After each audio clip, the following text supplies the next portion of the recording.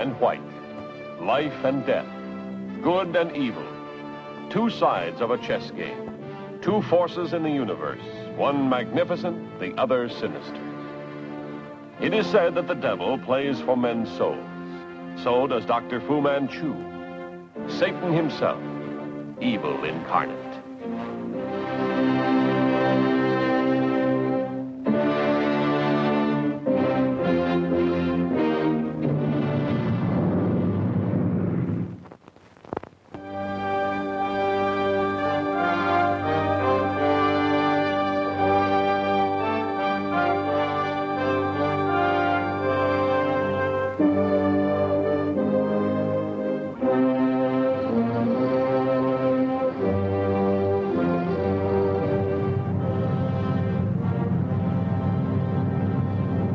Ladies and gentlemen, this broadcast is originating at the Municipal Airport in Hong Kong. During the refueling stopover, we hope to bring to you an on-the-spot interview with one of the most important men of our time.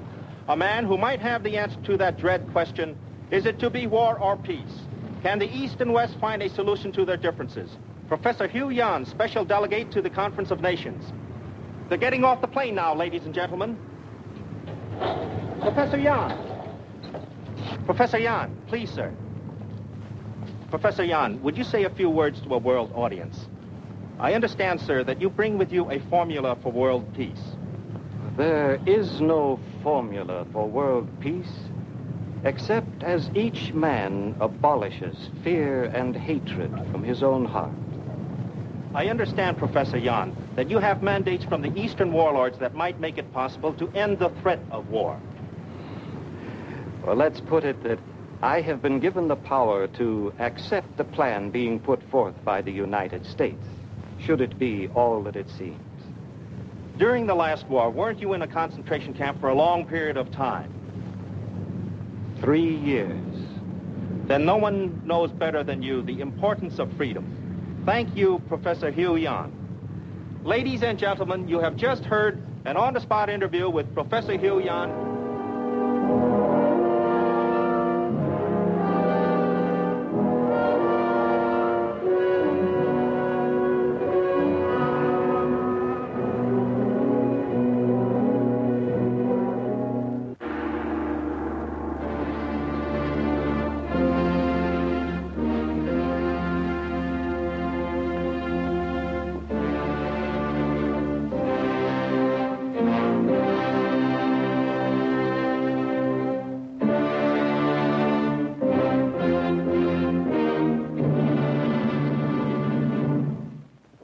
Betty Leonard, you will open your eyes. You are a laboratory technician. You are to go on duty at the municipal airport at 10 a.m. That is correct? That is correct. Professor Hugh Yan arrives on Flight 9 from the Orient. He is suffering from a rare disease, and only you will be able to save his life. Do you understand? I understand. The serum you are to use will be in an ampule in your purse. Now you may close your eyes.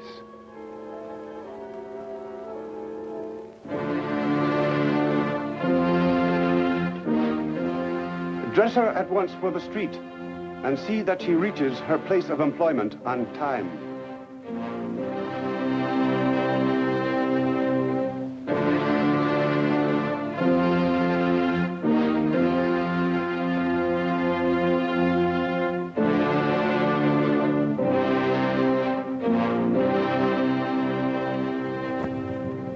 Mr. J.P. Robinson, passenger on Flight 21. Your plane is ready for immediate departure at gate number 3. Mr. Robinson, please. All passengers for flight number 22, please report to your plane at gate number 4.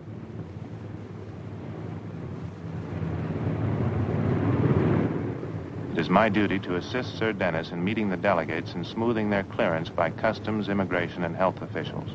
I am John Petrie, doctor of medicine and close friend of Sir Dennis Nayland Smith, late of Scotland Yard and now assigned as Chief of Security for the conference. Through Sir Dennis, I am presently assigned to the Surgeon General's staff. This morning, at the very last minute, Sir Dennis was called away on an important matter, and he had asked me to meet Professor Yan without him. We ran into a slight delay.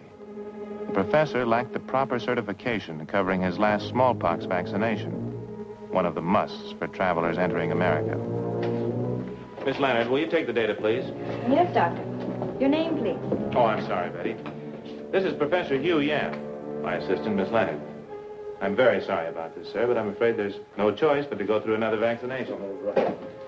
Let me take your case and your coat. Thank you. I'll take your coat. Now, if you'll roll up your right sleeve, please. Miss Leonard will have it over with in just a moment.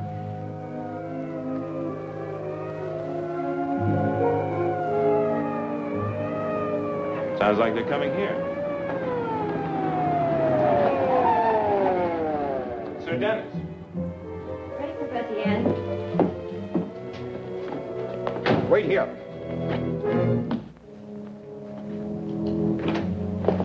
Professor Yan, I'm glad you're safe. Betty!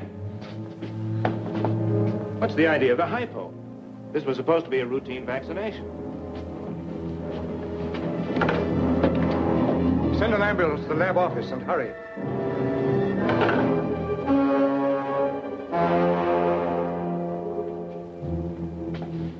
Where did you get this serum? I don't know. Somehow I knew it was in my purse. Pulse and respiration subnormal. He's now in a coma. I'll run a test on this serum as soon as possible. Only half the stuff's inside him. There may be time. I will, sir. Why, Betty? Why? Dr. Yan is sick. He would have died if I hadn't given him that serum. Well, that's crazy. Not necessarily, Petrie. Look at her, confused, distraught. You think it might be post-hypnotic suggestion? It's possible. That important phone call I received turned out to be a wild goose chase. This must be a plot against Professor Yan. Oh, the ambulance.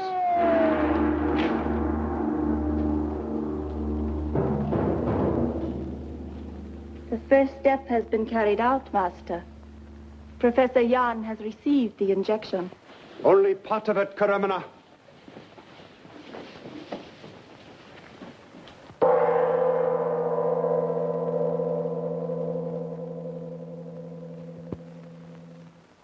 Send Loader to me.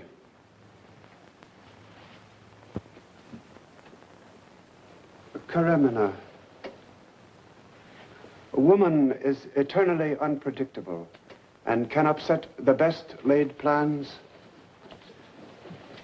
As witness a woman called Eve. Yes, my lord. If there is any weakness in my plan, it is because I have made use of a woman. You sent for me, Doctor? Sir Dennis Nayland Smith has had Professor Yan sent to the receiving hospital. See to it that he does not recover from the effects of the injection he received. Yes, my lord.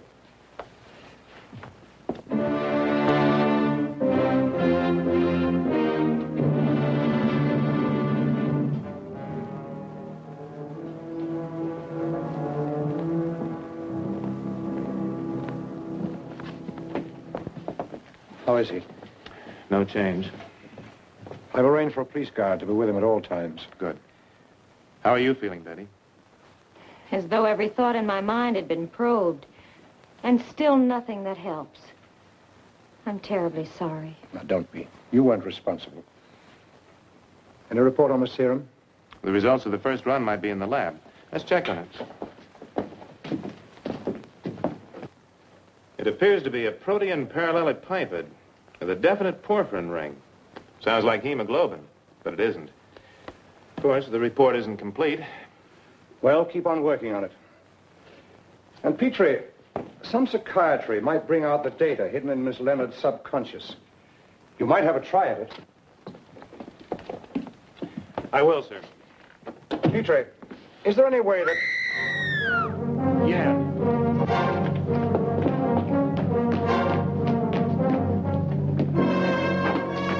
It's the guard. Then where is Professor Yan?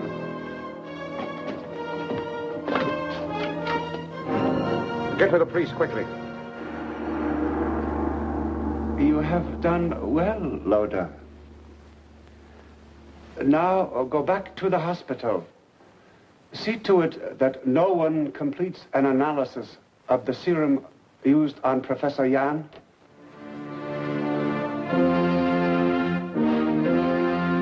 And so, Karimana, we are now ready for the Conference of Nations.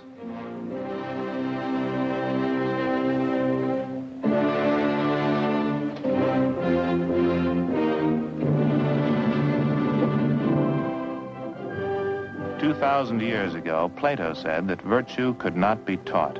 It could only be demonstrated. Dedicated to the principle that people who trust one another cannot fear one another, final plans are being made for the Conference of Nations with representatives from many countries to be convened in America for the sole purpose of promoting international cooperation. While we are awaiting the arrival of Professor Hu Yan, it might be well to discuss briefly what can be offered to the full conference. The United States has proposed to share the Rutledge radiation shield with all member nations, provided that they, in exchange, will pool their own country's secret industrial knowledge for the common good of all mankind. This will result in nuclear reactors that will run machinery and help grow crops to feed the hungry people of the world. Once this has been accomplished, it will be impossible for any group to convince the masses that there is a need for war. Therefore, I cannot stress too greatly the importance of mutual trust and cooperation, especially by the members of this planning committee. In that regard, Mr. Chairman, I would like to report an incident which took place this morning. Chair recognizes the delegate from South America. I received a phone call warning me that one of the nations represented here had made plans to keep the Far Eastern delegate, Professor Hu Yan, from attending this conference. Did your informant name any particular nation? No. He just warned that we should all be on our guard. In other words, an attempt was made to cast suspicion on all nations. There has been an attempt to keep Professor Yan from attending this conference, but it was not at the instigation of any one nation. It was by a secret society dedicated to the downfall and destruction of everything that this conference stands for. And the man who heads this group is capable of unbelievable acts of wickedness. You sound as if you were speaking of the devil himself. I might as well be. Gentlemen, we are facing an enemy as old as time itself. His goal is chaos. His name, Fu Manchu. The man is crazy. I'm giving you the facts, gentlemen. Fu Manchu is out to destroy this conference. He is determined to provoke a nuclear war between the East and West, and millions of innocent people will be killed. You can prove your extraordinary statement, Sir Dennis? That telephone call that Mr. Valeria received this morning, sowing seeds of doubt and suspicion, is a stratagem typical of Dr. Fu Manchu. And then there is the disappearance of Professor Yan. Where is Professor Yan? I don't know. He was spirited away by agents of Fu Manchu not more than half an hour ago. Sorry to be late, gentlemen. You see, I was able to make it after all. The last time I saw you, Professor Yan, you were in a coma. You were also under medical care and police protection in a receiving hospital. An attempt was made to poison me when I arrived at the airport. I agreed to submit to an inoculation and lost consciousness almost immediately the serum was injected. I have not yet completely recovered from the effects of the drug. One side of my body, my face, and this hand are partially paralyzed. I recovered consciousness in the hospital, but continued to pretend coma. I wanted to find out what was going on. What I overheard was enough to make me realize I was deliberately being kept from attending this conference. But what about the priest guard who was there to protect you? Do you know who killed him? Oh, if he is dead, I'm sorry, but I know nothing of his murder. I waited until the room was clear of people, then got out of bed, dressed, and came here. If there has been a plot against Professor Hu Yan, we must know about it. This entire matter must be investigated at once. Nothing would suit me better. One moment, gentlemen. Would it be wise to launch an investigation and let the public know of this incident? Well, if some nation is trying to sabotage the conference, the whole world should know about it. But what then? What of this job we have to do here? He's right. News like this would end this conference before it got started. To be forewarned is to be forearmed. We will still sit together at this table, but we will be on guard against treachery.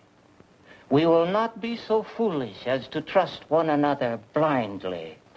In an atmosphere of mutual distrust and suspicion, nothing can be attained by this conference. I find it easier to accept Professor Yan's account and advice than swallow Sir Dennis' story about the mysterious Dr. Fu Manchu.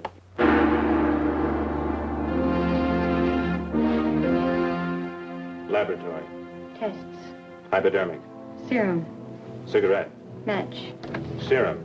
Purse. Injection. Ampule. Ampule. Fu Manchu. Why did you say that? I don't know. Try to remember. Dr. Fu Manchu.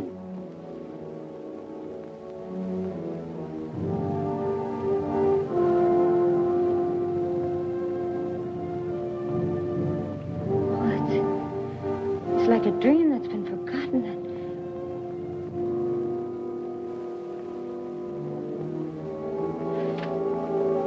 John, I'm scared. We'll let her rest. Take it easy, Daddy. You know, in my years of matching wits with that devil, I've come to know how he operates. Take that serum Yan was given. Who else but Fu Manchu could produce a poison of such an unfamiliar pattern? And he's a past master of every hypnotic trick in the book. I just left Professor Yan at the Conference of Nations. What? Yes, he was spirited out of this building and revived. He's obviously following Fu Manchu's instructions. You mean he was hypnotized, like I was? No, I doubt if that's it. Well, what else could it be but a hypnosis? It's impossible to make a hypnotized subject commit acts contrary to his basic moral code. Professor Yan is known to be a fine, idealistic, and honorable man. Well, right now, your fine and honorable man is destroying the Conference of Nations. At the next meeting of the conference, Professor Rutledge will demonstrate a model of his radiation shield. It will be a simple matter for you to leave with it in your possession. The others will make no attempt to stop you. They will all be dead. I understand. You know the penalty of failure. There will be none. Cole.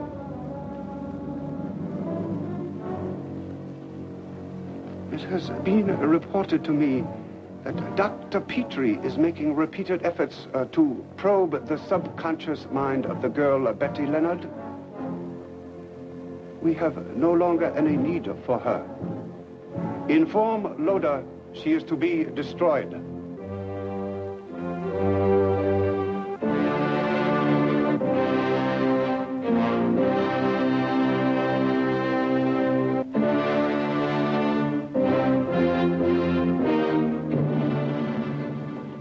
The police say it is impossible for Professor Yan to be taken from this building without being seen. And Petrie, when things seem impossible, it's an indication that there's a false assumption somewhere. What is it? Can you leave these tests long enough to come with me? Well, sure, Betty can run them. I'll tell Loda to help her. What's on your mind? We're going to comb this building from top to bottom. Come on, let's hurry.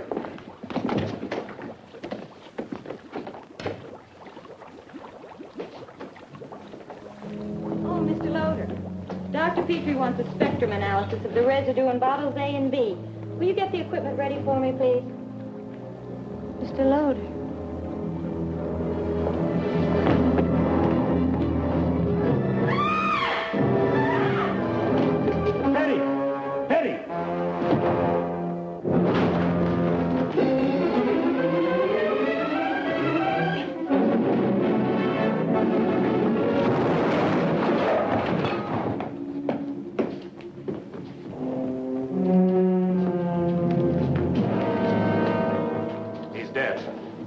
Notify the police. I'm going over to the conference at once. Indubitably, our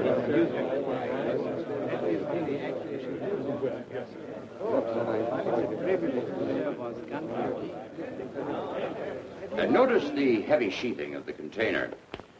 Also that one side is removable.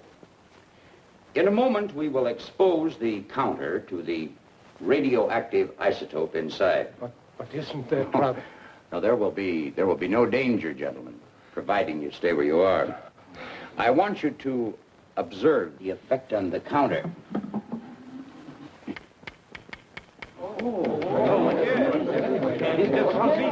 Now, the Rutledge radiation shield is, well, it's somewhat like a fast rally in a tennis match. A good player will return the ball, no matter to what part of the court it is put. Well, it is merely a question of having the racket in the right place at the right time.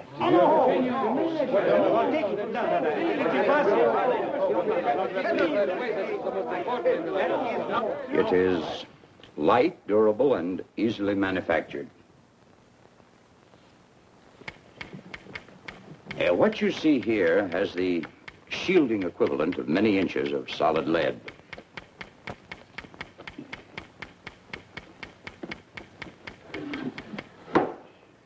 Remarkable demonstration. Why, that means that atomic energy can be made safe for use to anyone.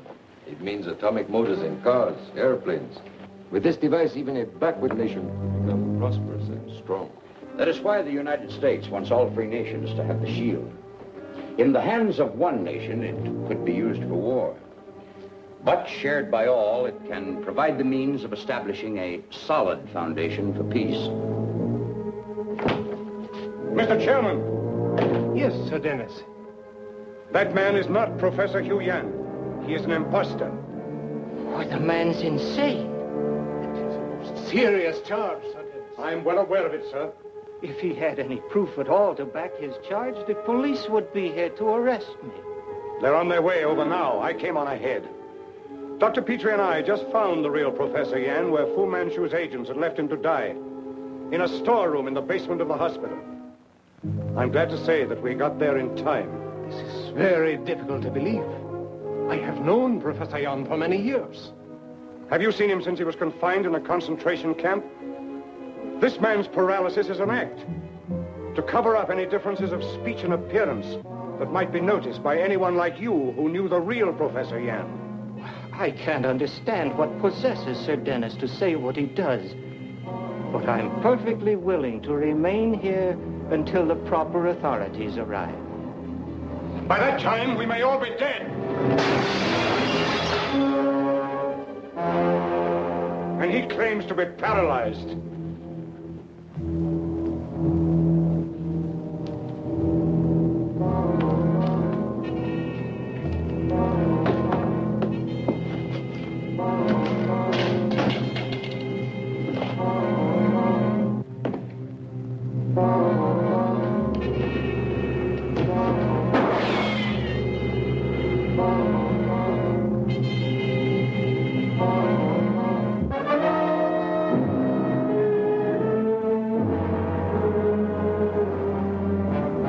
Give yourself up, man, you'll fall.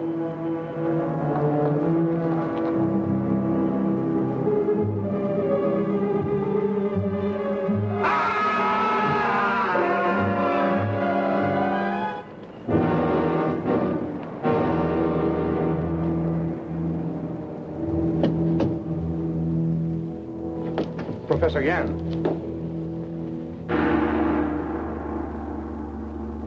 Professor Yan.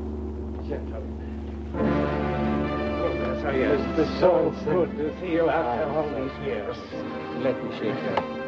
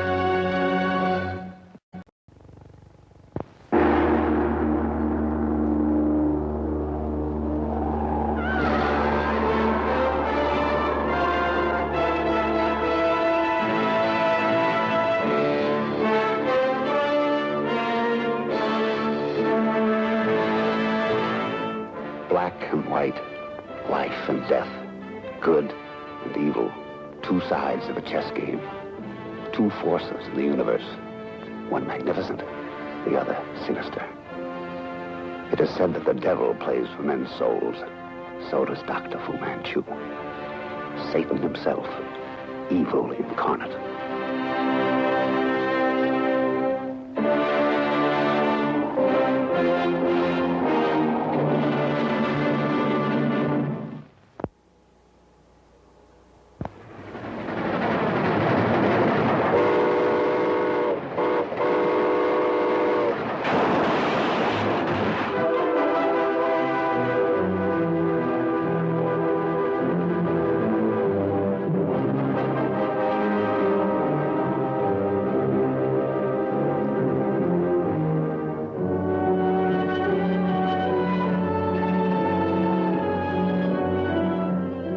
There is only one way to dispose of such a large amount of gold.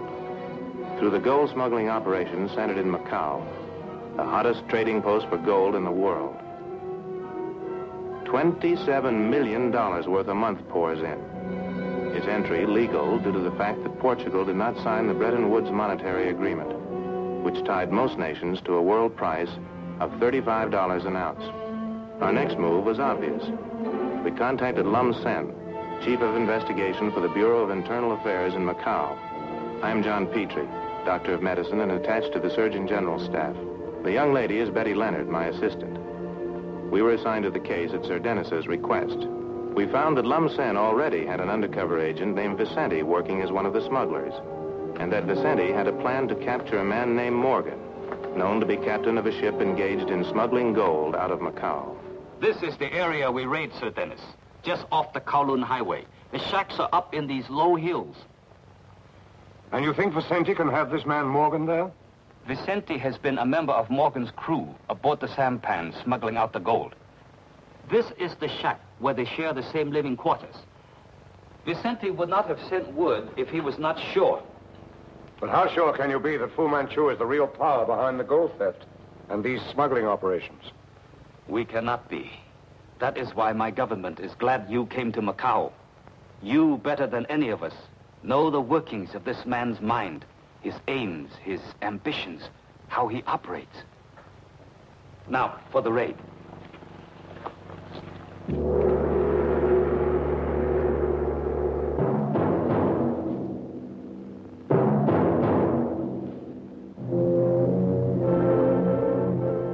I will ask you once more. How much does Lum Sen know?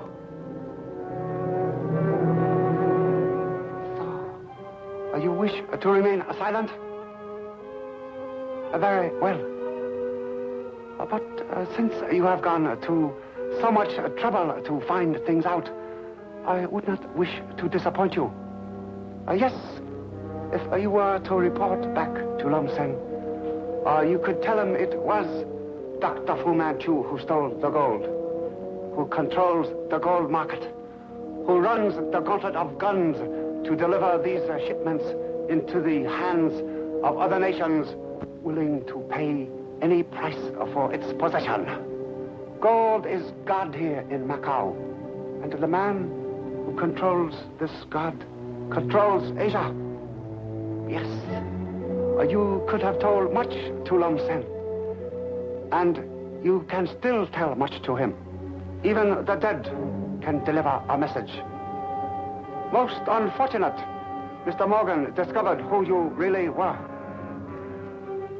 I do not know which I despise most in this world, a traitor or a spy.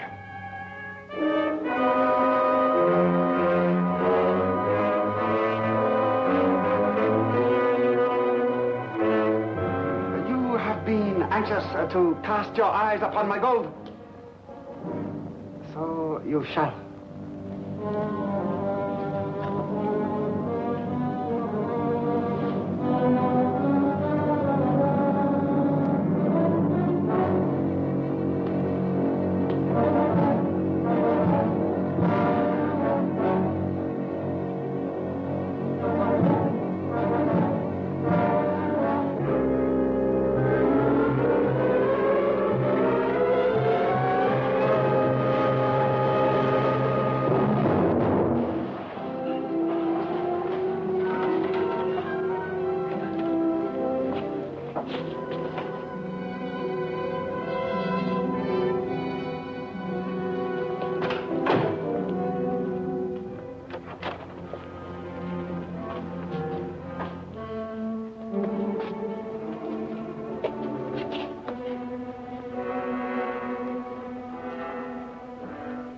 Vicente.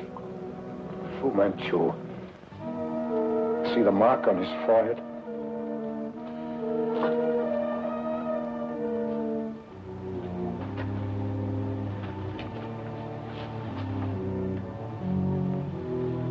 What happened here?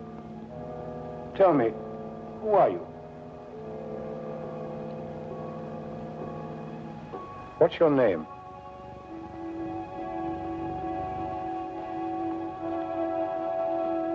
You know him? No.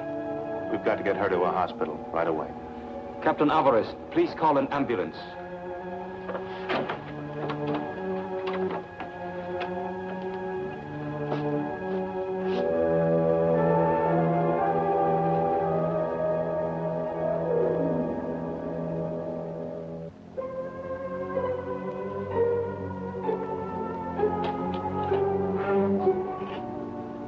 Well, what do you think? There's nothing wrong with her physically. I'd say she's been thrown into some form of psychic shock. A kind of, well, vocal blackout, no doubt caused by what happened in that shack, whatever it was. And the very real shock of her possibly thinking that that dead man was the man in the photograph. When do you think she'll pull out of it? Well, these shock cases are unpredictable. Time, rest, quiet. There's no one particular therapy. Of course, I could use sodium pentothal, but I... Petrie! If you could unlock her mind long enough to find out who she is, why she was there, who the man in the photograph is. Right now, she's our only link to Fu Manchu. And right now, narcosynthesis might be too risky for her. No, I'd rather wait a day or two. She may snap out of it by herself. Each day we delay helps Fu Manchu, Dr. Petrie. I know. I'm sorry. But this is a human being. A life. Isn't there anything specific you know about her? Only that she's probably an American. The label inside her shoes and in her clothes give the name of a store in Los Angeles, California. Otherwise, no positive identification, no papers, nothing. Betty? Any special instructions, Doctor? No, just stay with her. If there's any change, you can call me at Lum Sen's office. I'll be there with Sir Dennis. Yes, Doctor.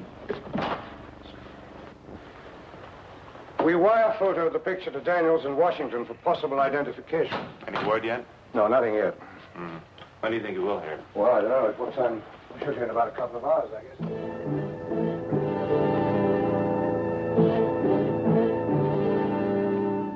Word has just reached me that Dr. John Petrie arrived in Macau this morning. You had me worried for a minute. I thought the way you sent the giant running after me, something really went wrong. Well, what's the doctor here for? To pay her a house call? Mr. Morgan, your friends may die laughing at your humor, but I think I prefer just the reverse reaction. No harm meant. I didn't know you were touchy. I am very touchy, Mr. Morgan. I am especially touchy because of what is at stake. But perhaps you cannot see beyond the color of a few bars of gold. To each his own. Happens to be my favorite color. Very droll, Mr. Morgan. But unfortunately, Sir Dennis and Dr. Petrie do not share your point of view. They found a woman at Vicente's. A woman? Up at the shack? In a state of shock. She was unable to speak. She must have come there just after you brought Vicente's body back. She may have seen you, or perhaps not. A woman? Do they know who? I do not think so. But when she recovers, she will talk. And who knows what she will be able to say to them. And that is where you come in, Mr. Morgan. You will see to it that Dr. Petrie's patient will not recover.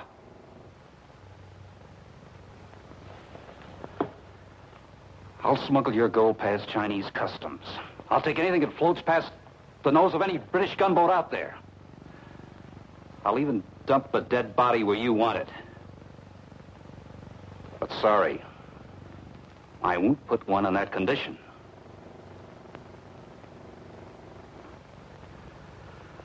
Well, look, when I was a little boy, my mother always used to tell me it isn't nice to go around killing people. A noble woman, your mother, Mr. Morgan. But it would pain me to see you die for something you would not do. Poor Vicente. You understand?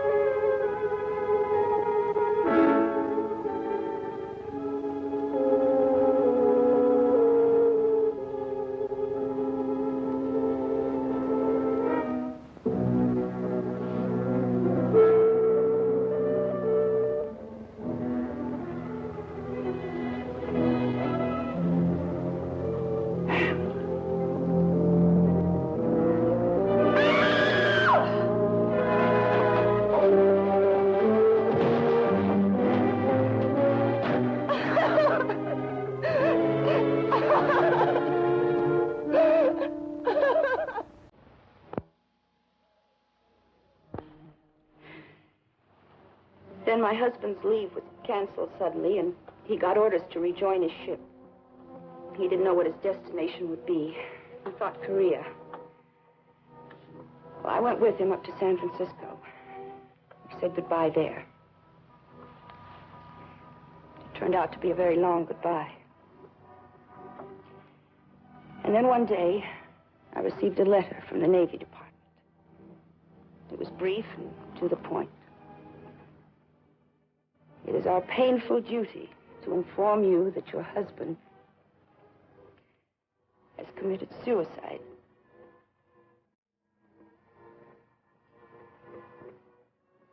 Well, I couldn't believe it.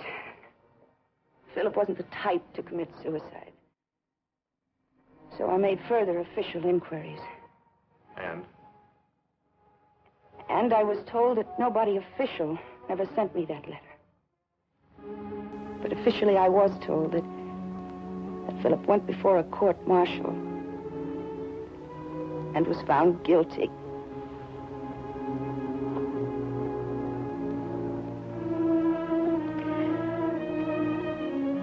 Our marriage wasn't the kind that you write up in books. It was wrong from the start, I guess. But if Philip was dead, I had to know. And if he was alive, I had to find that out, too. There were too many broken pieces in my life still laying around. They had to be swept up clean, once and for all. So I telephoned, I wrote letters. I went to see his shipmates, his friends, anybody, anything I could think of to try to find out what really happened, where he was. And then I ran into an old shipmate of his who'd seen him. And the trail ended here, at that shack. I went in. I saw the body lying there.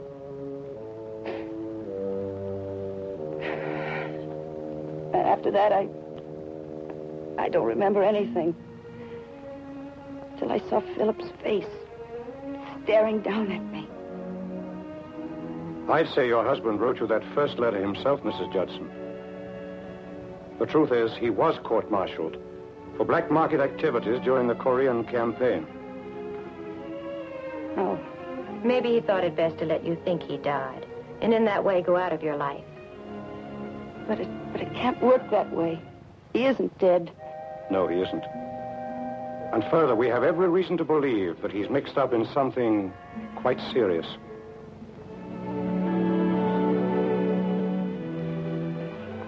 Did he kill that man? We don't know. But your husband does know you're here now. And we have a feeling he's going to come back again. You mean you think he might come back and try to kill me? He's a desperate man, Mrs. Judson. Won't you please help us? He's our one link to what we must find out. He's my one link, too. And the woman, found in the shack off Kowloon Highway, is still in a state of shock and unable to speak. Police are withholding names of suspects for the time being. This woman must be silenced, Morgan. She was too closely guarded. As it was, I had trouble with the nurse. I will not accept failure a second time. Yeah, sure. You will be ready to sail tomorrow night with a shipment that will be met at a point along the coast of Indochina. I will tell you at what point just before you leave. You gave the orders.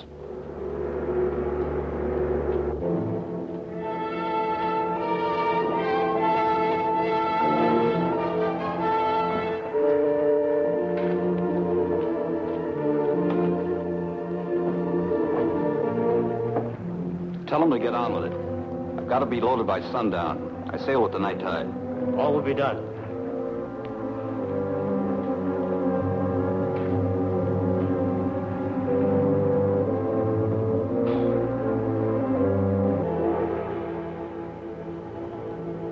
Any plans to sail with the night tide, my lord?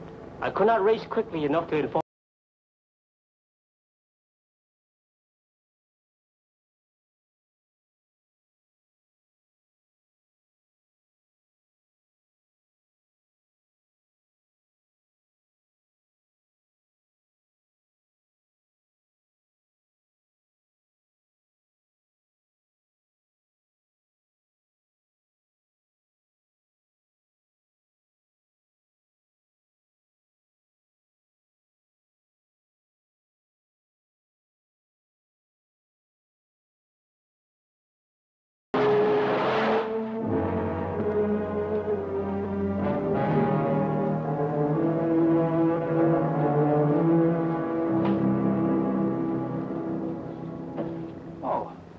I thought you were Perkins. He's up in surgery. An emergency case. They asked me to take his place. American, aren't you? Macau. Just one big happy melting pot. Well, she's all yours. Pretty and all that, but it's just like sitting here talking to yourself. Better pickings next time. But if she does open her mouth, you yell and yell fast. I'll remember.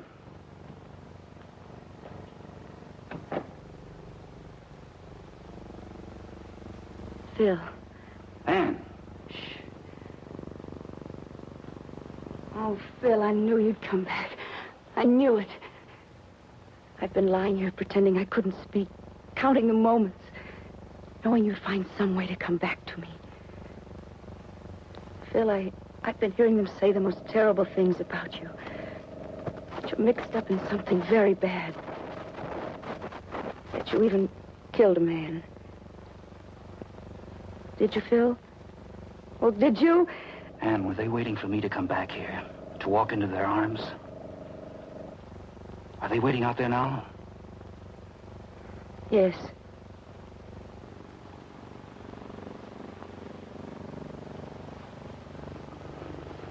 Anne, listen to me. Don't ask me why I came here the first time. Make believe it never happened. This time it's different, though. I came back to take you with me. Anne, forget what I've been, all the things I've done. We'll start over. Begin a new life, find new happiness. I have enough gold aboard a boat in the harbor right now to buy half the world for you.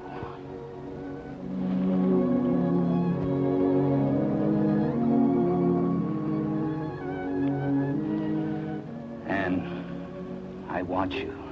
All this time I never knew how much. I'll change, darling. I'll make up for everything. I'll go with you, Phil.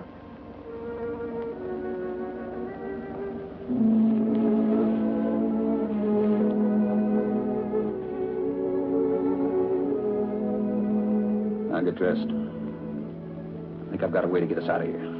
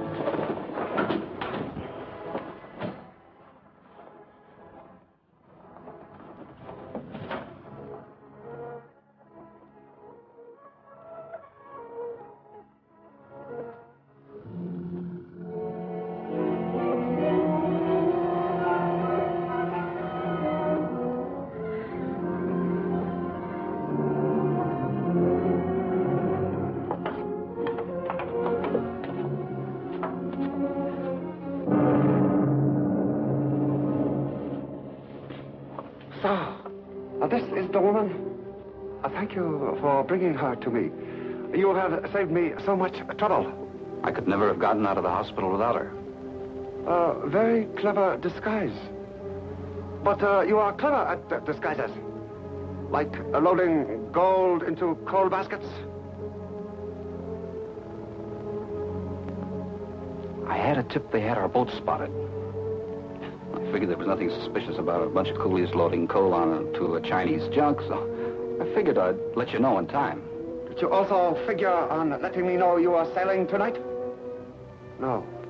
You cannot see beyond the color of gold. You heard me tell Vicente there are two kinds of people I despise most in this world. Spies and traitors. You are a greedy traitor, Lieutenant Jelton. You know that? Yes. I have known all about your past.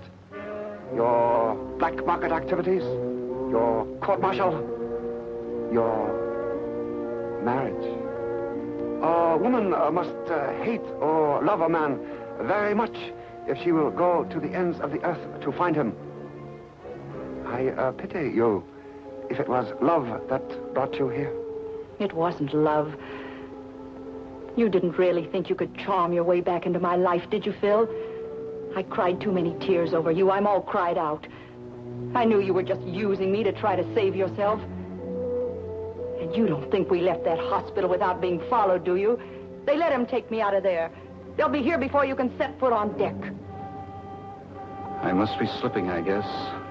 We're just getting older.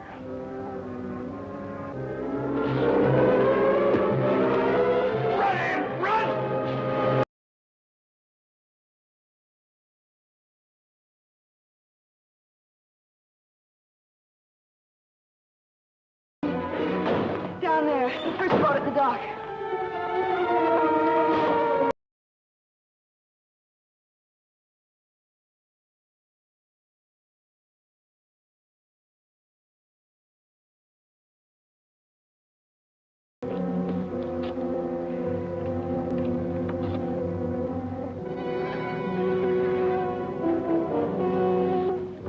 Have your men set up blockades at all possible points of escape. Notify the authorities in Hong Kong. He may try to cross over there. Surely, Sir Dennis. It's a jungle of ships out there. We could never find him. We can try. We began the almost impossible search through the fleet of great teak-deck sampans stretching from the harbor to the horizon. Some of them armed like 19th century men of war. It was as though we had turned back the pages of history and come upon a fleet of ancient pirate ships. We picked up Fu Manchu's trail. It led us along Macau's waterfront to Barrier Gate. There, the trail ended. Fu Manchu had already passed through and had been swallowed up by the teeming millions of people which make up Red China. I'm sorry the way things ended up for you, Mrs. Judson.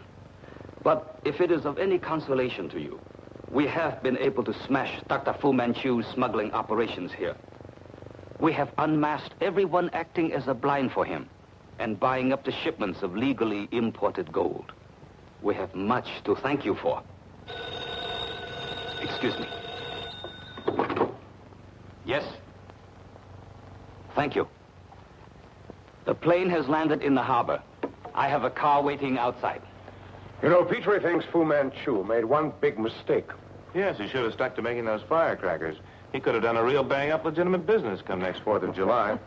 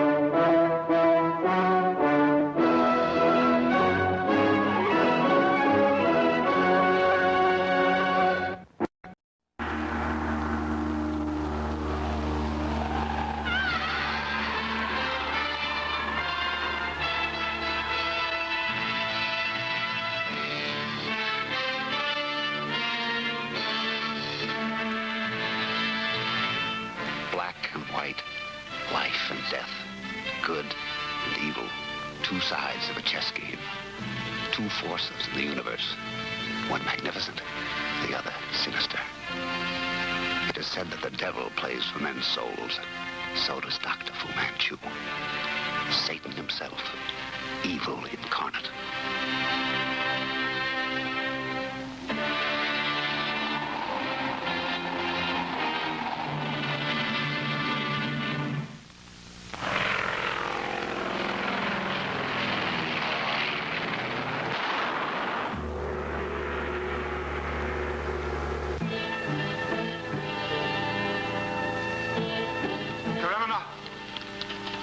Mighty.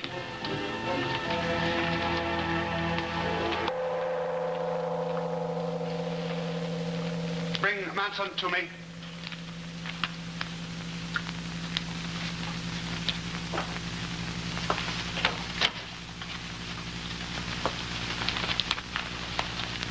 You see, James LeConte is dead, as I planned, and everyone thinks his death was accidental.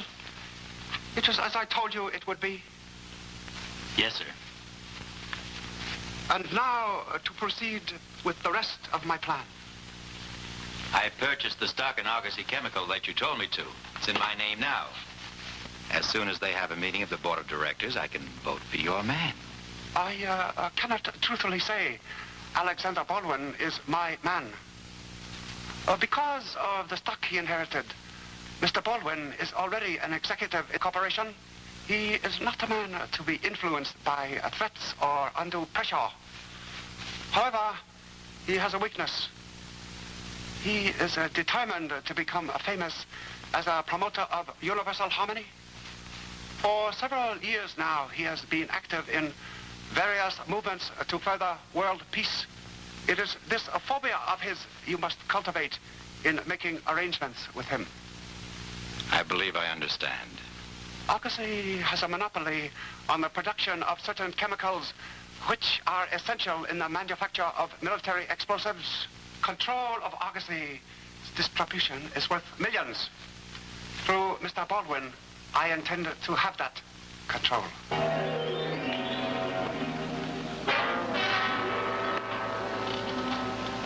I appreciate your offer, Mr. Manson, and the confidence you show in me. Well, I'll be very happy to help put you in a position where you'll have more opportunities to carry on your good work. And not only for Argosy Chemical, but for your efforts in behalf of world peace as well. You know about that? Well, frankly, that is what caused my interest in you. But we must understand each other. In return for my helping you into the presidency of Argosy Chemical, I want you to promise that the corporation will stop operating as a, shall we say, merchant of death. What do you mean?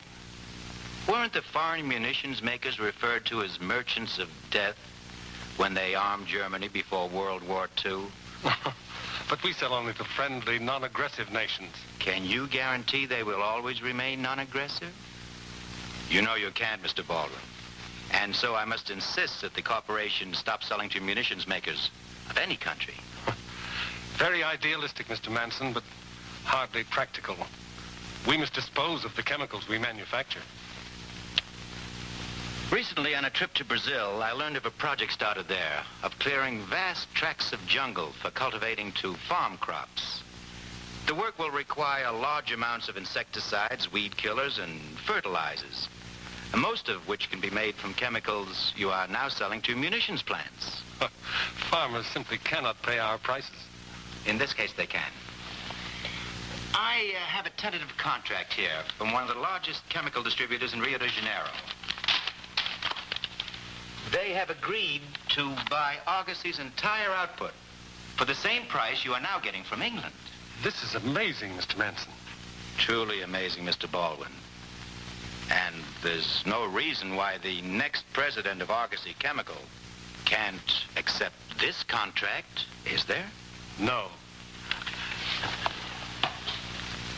No, none at all.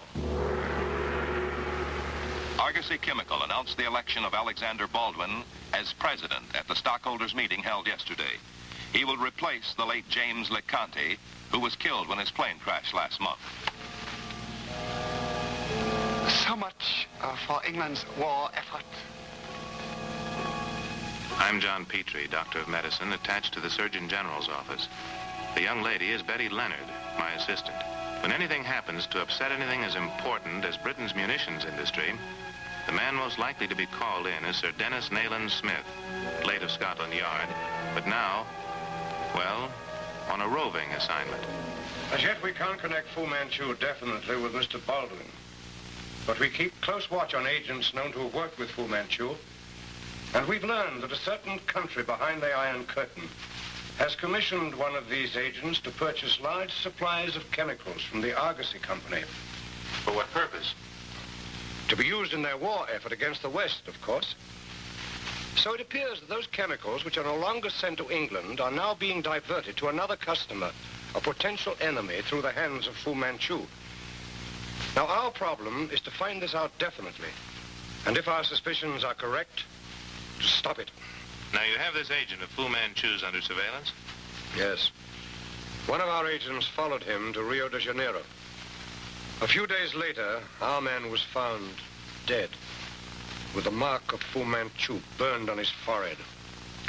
Good heavens. Petrie, you own stock in the Argosy Company, don't you? Well, yes, a little. And Baldwin was a patient of yours when you were in private practice, wasn't he? Yes, as a matter of fact, we've always been quite friendly. But who told you? Well, we have a complete file on Mr. Baldwin. Then you must know he's a completely honest man. He wouldn't deal with Fu Manchu, and he wouldn't sell out his country either. His record would appear to bear that out, Betty, and yet he's canceled the English contracts. Why?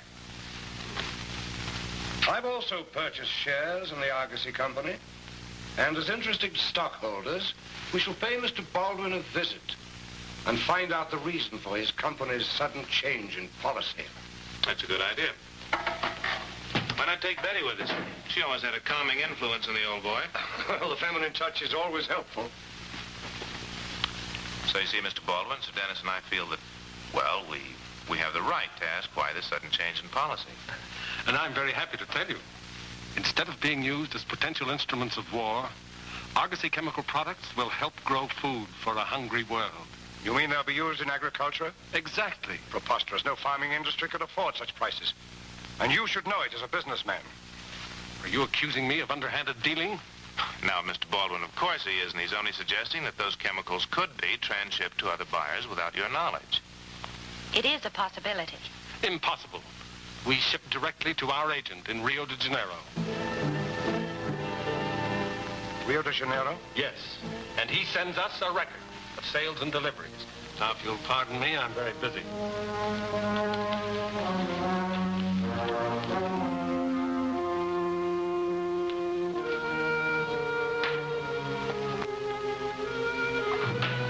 Manson, glad you dropped in. Something wrong? I hope not. I'm not sure. You're certain about this agricultural project in Brazil, aren't you? In what way? The chemicals are to be used as fertilizers, insecticides, and the like, aren't they? There's no chance of their being used as munitions. What? Who gave you that idea? John Petrie used to be my physician. He and a friend of his, Sir Dennis Nayland Smith, were just here. They're stockholders. Oh, stockholders. Well, that explains everything. I'm afraid they're more interested in profits than they are in world peace. Don't let it upset you. But it does upset me. Oh, sorry, Manson. That must be the answer. Sit down. It was to be expected that Sir Dennis would be sent to investigate the delay in the British armament program. Therefore, we must reach Rio de Janeiro in time to forestall him. Prepare for our immediate departure. We can be sure Sir Dennis will waste no time getting there himself. Our plane winged over the magnificent harbor and the picturesque modern city of Rio de Janeiro, Brazil. It all looked very interesting, but we knew we weren't going to have time for sightseeing. By the time we got through customs, it was night. We decided to check into our hotel and wait until morning before going to the warehouse where the chemicals we wanted to investigate were supposed to be stored. We carried credentials as investigators for the auditing firm employed by the Argosy Chemical Company. We could check everything in the warehouse. Sir Dennis had seen to that.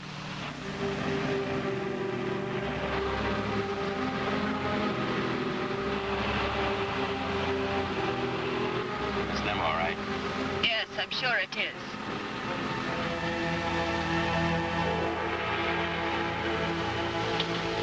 There has been time to put everything in order.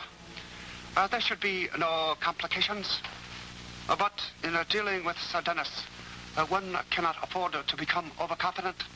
So, when he inspects the warehouse, you will be there. You may pose as a clerk, or perhaps an office worker. Yes, sir. Watch Sir Dennis. If he should discover any irregularity, take whatever actions the circumstances indicate. You are armed? Yes, sir.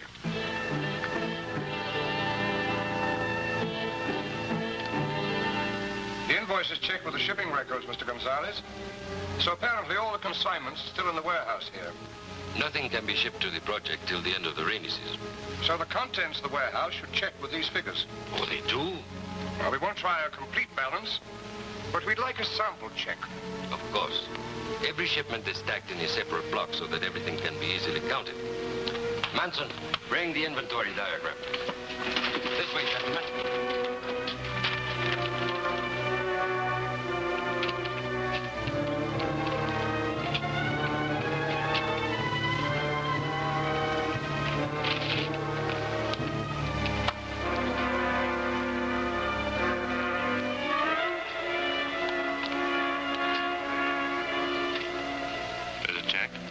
Yes, all seems correct. Well, I think that's all we need, and thank you very much, Mr. Gonzalez. Not at all, senor. Thank you. You are certain Sir Dennis has no suspicions? He said he was satisfied. I cannot believe Sir Dennis would come this distance to make so short and inconclusive an investigation. Who is on duty at the warehouse at night? Only a watchman after Gonzales, the manager, leaves. As long as Sir Dennis is here, you will stay at the warehouse at night. Very well, if you think it necessary. I think it necessary.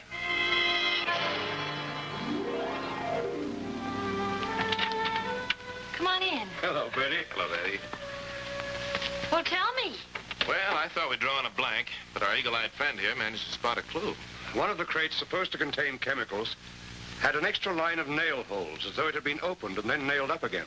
Which could mean that the chemicals have been smuggled out and the crates left behind to make the invoices balance. Well, why do you say could mean? Why didn't you call the police and find out for sure? No, Betty, we can't go to the authorities until we have definite proof that the contents of the crates have been tampered with. What he means is we'll do a little burglarizing tonight, and you are elected to drive the getaway car. Oh, it sounds interesting. Well, we shouldn't start before midnight. Let's have dinner. We'll see you downstairs in a half an hour. All right, I'll be there. So long, Betty. Goodbye.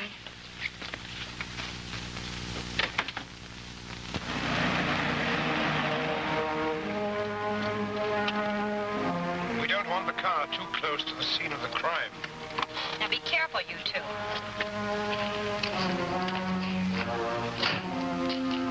We won't be gone long, I hope.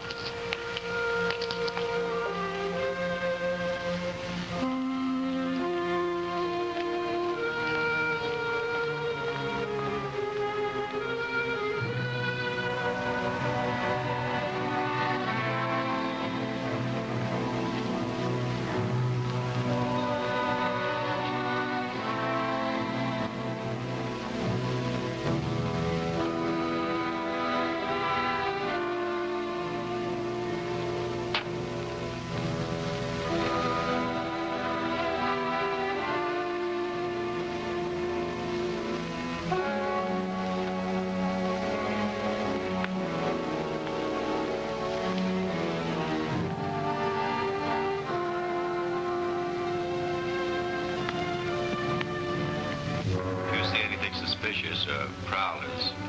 Shoot first and ask questions afterwards. I will keep alert.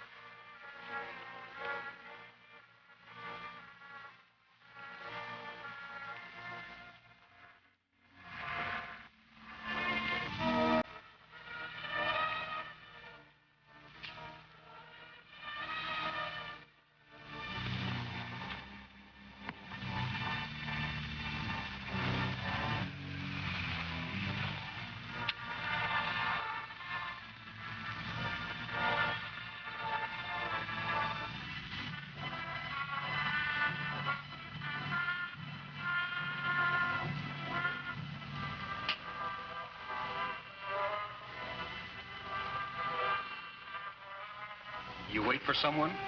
Yes, my friends went into that cafe. That is a bad place. There is often fighting and trouble. Well, you know American tourists. They always want to see everything, even the tough places. It is not good that you wait here alone. I will stay with you until they return. Oh, but that won't be necessary. I'm sure I'll be all right. Perhaps, but it will be better if I wait. Cigarette?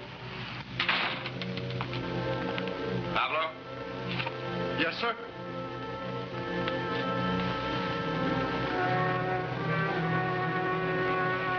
I was making the rounds. Everything under control? Very quiet, sir. Good. The smoke break.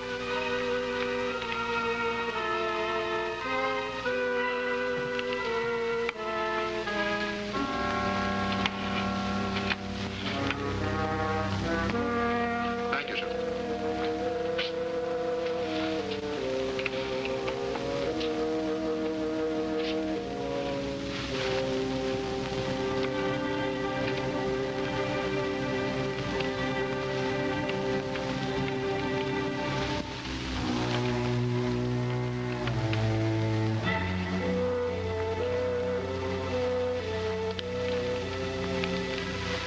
Boy, this is dirt. Just plain ordinary dirt. That's all the evidence we need. All right, close the lid.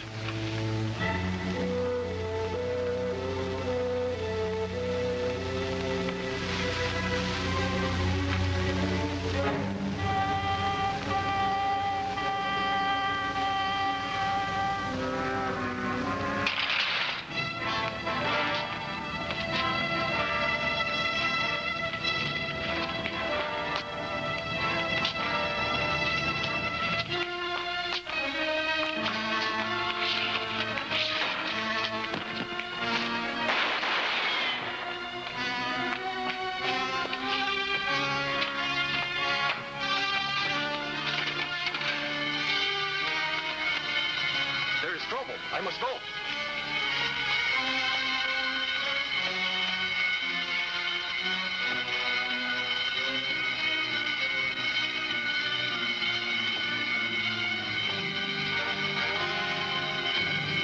Burglars in the warehouse.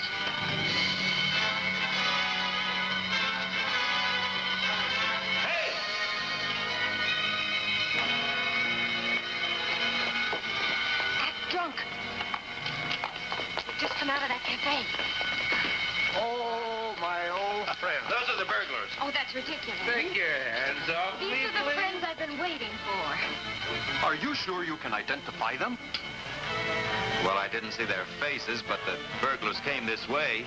Well, why don't you have a good look at my face now? I have met this lady before, and she was waiting for her friends who were in the cafe. That's us. I guess I'm mistaken. Of course you are. Anybody can make a mistake. Come, we must find the real burglars. Thank you. Good So night. long. Good night. Good night. Bye-bye. Bye-bye. This isn't late. Not at all. You know, I only had 2 beers. And they call it shop here, old pal. Come on, Uncle Bill. So long, pal. That was nice thinking, Betty.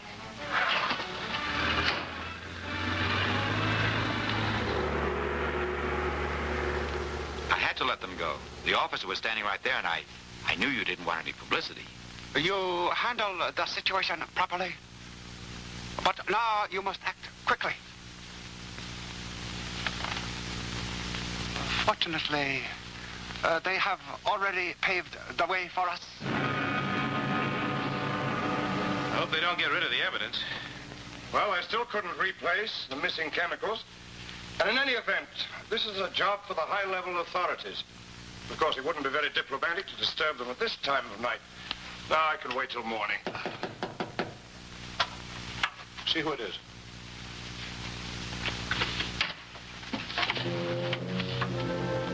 Where's Miss Leonard? What do you want of her? Fu Manchu has authorized me to make an offer. A plan that will clear up this situation to the satisfaction of all of us. But Miss Leonard is involved, too, so get her here. At once. Well, we can't just... I suggest that you do it. Now. Without mentioning to her why you want her.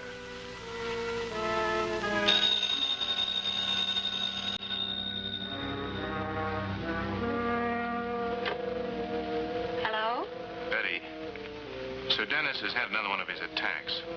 Would you bring his medicine over here right away, please? Attacks? What kind of medicine? Betty, please bring it right away. All right.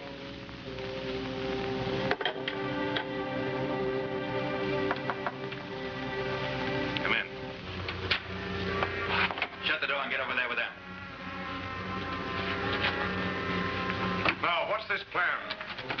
Fu Manchu presents to us?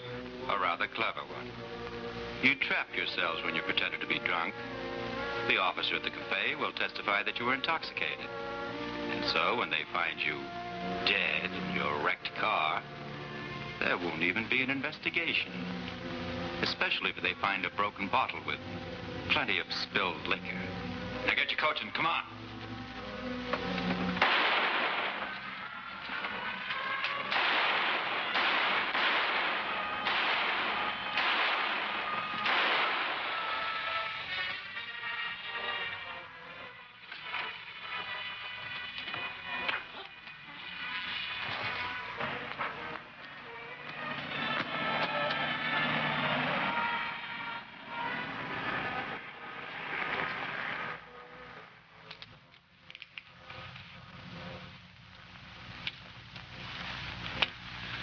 Catch him, but I got a pretty good description of the car. It's an older model black Lincoln Zephyr.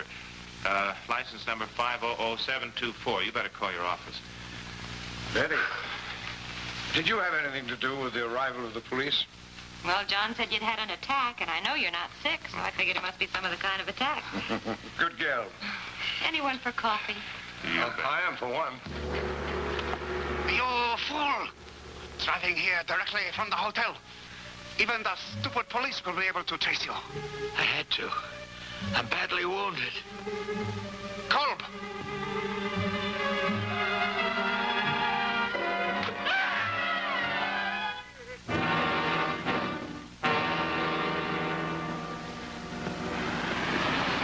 Within an hour, the police had located the getaway car.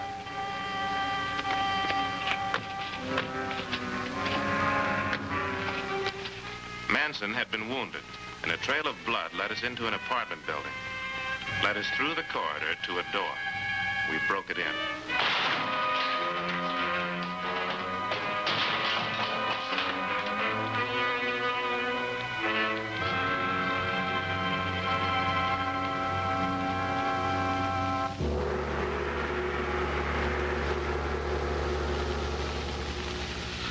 I can't tell you what a terrible shock this has been to me.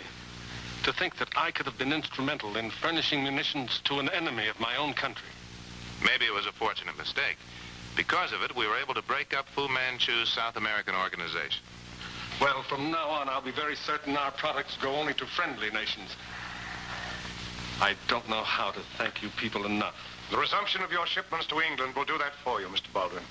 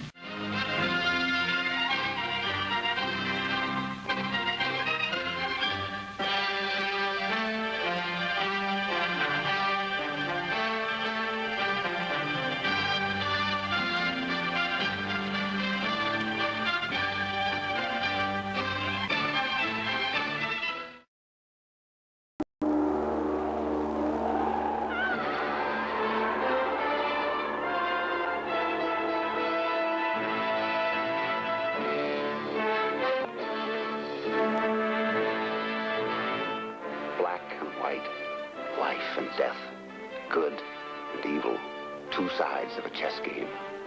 Two forces in the universe, one magnificent, the other sinister.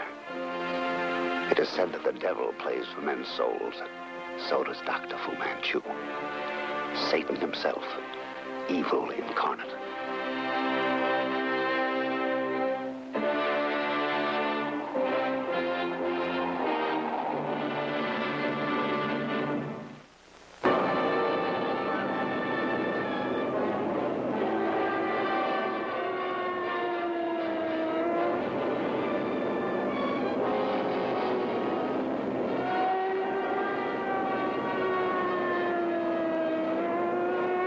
Attention.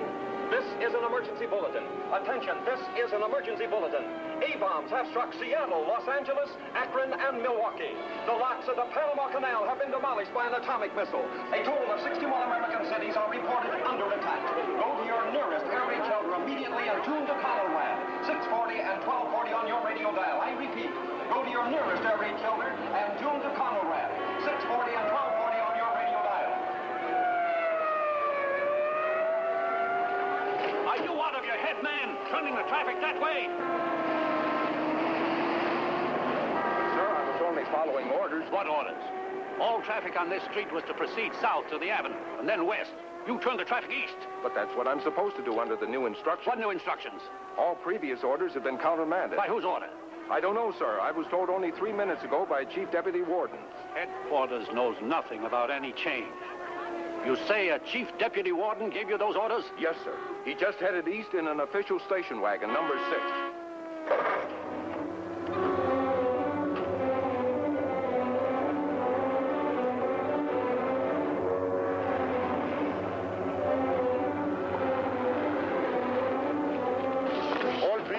Are countermanded. East-west traffic takes precedence over north and south.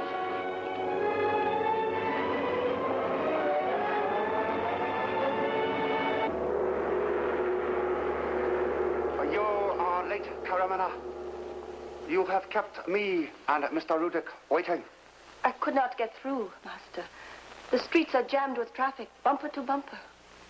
The freeways? The bridges? Nothing's moving. The freeways are choked. So traffic is pouring onto bridges that are already clogged while others are empty. Yes?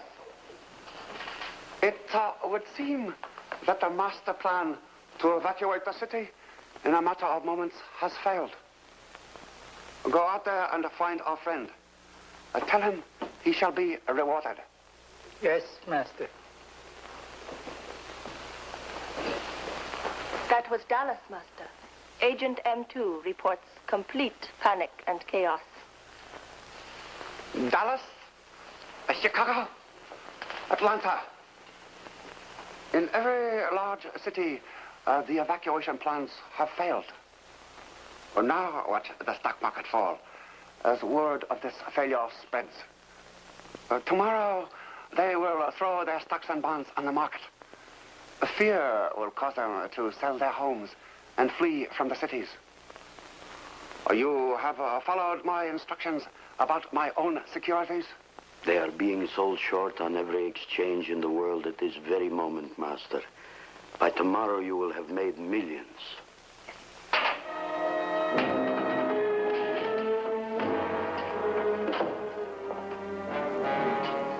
Pardon me. You're late. Couldn't get through. The traffic's all snarled. You should see it out there. The traffic's not the only thing that's snarled. 3 doctors, 4 nurses, and an ambulance crew are supposed to be assigned to this station. Lucky this is just a drill and not the real thing.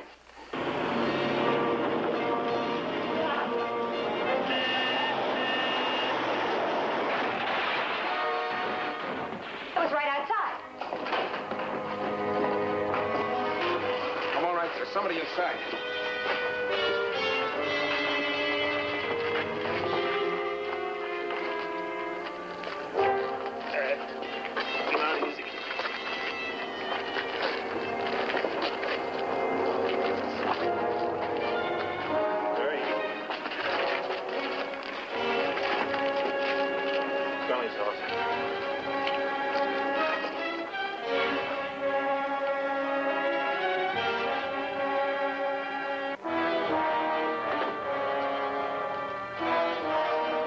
Hurt. We better get him to the emergency hospital. Give me some bandage. Wait a minute.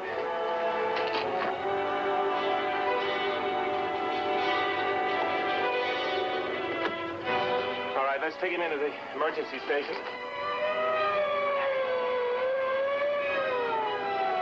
Someone must have called an ambulance. All right, put him down here. We'll wait for the ambulance. Yes, sir? Doctor, where are the 2 men who were in that wrecked car outside? We sent one of them to the receiving hospital. The other one wandered off before we could determine his injuries.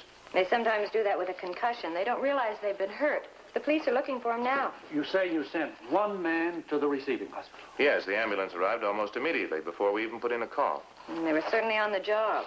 He was one of your chief deputy wardens, wasn't he? Yes, so I understand. And then what happened? Oh, I don't know. There were people all around Jalma. I couldn't tell whether he was dead or just knocked out. I knew they turned to me next, so I got away. Leaving Jalma in their hands? You have ruined everything, idiot.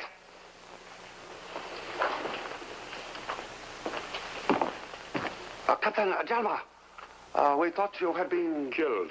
You should know Hans Jalma better than that. How did you get away? Your little man Cole provided an ambulance. It got there just in time. Cole will be well rewarded. And so shall you be, Captain Jalma.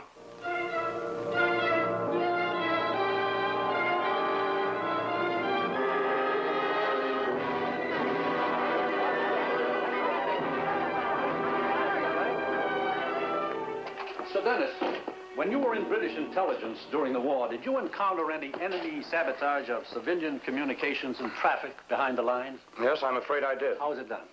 By saboteurs masquerading as our own military police and issuing false traffic instructions. They had us bogged down and tripping over ourselves in no time. That's what happened here yesterday during the air alert. Well, how can you be sure? Only a master saboteur could create such confusion in so short a time. Why, Sir Dennis, what are you doing here? Oh, it's good to see you. Hello, Peter. I didn't know you were good friends. Sit down. Thank you. Oh, yes, Dr. Petrie and I have worked together many times. And Miss Leonard has been a great help on many occasions. I sent for you because you attended a traffic victim who was brought to this station during the air raid alert. Mr. Harper thinks that a master saboteur has been at work. We know this man isn't what he pretended to be, a chief deputy air warden. Yes, I remember him well. Some signs of shock and a superficial head injury. Could you describe the man? Yes, he's about 5'10", a powerfully built man, cold blue eyes, and a very heavy, leathery skin, the kind a white person gets from a tropical sun. Did you notice if he had an old scar on the back of his hand? Oh, yes, he did. I noticed it, John. You know this man, Sir Dennis? Yes, Mr. Harper, only too well. His name is Jalma, Hans Jalma. He was the best the Nazis had during the war. Since then, he's been selling his services to the highest bidder. The last I heard of him, he was in Egypt. And Egypt has a hot tropical sun. That would account for his leathery skin. The question is, who is the highest bidder this time? Who would want our national air alert to fail? I'm beginning to wonder if there isn't some connection between this saboteur and the stock market break. Well, what are you getting at, Sir Dennis? American securities were being dumped on exchanges here and abroad before the alert was half over. That's right. Now, whoever ordered that dumping must have had good reason to believe that the alert would fail. It seems to have taken steps to ensure that it would be. A broker friend of mine said these securities hit all exchanges at the same time. Well, that would almost prove that it was all planned in advance. But who planned it? Well, the last time I was up against Jalma in Egypt, his employer was Fu Manchu.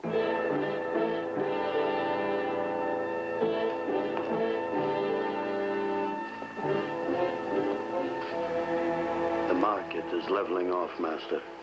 I think the confidence is returning and that it will soon rise.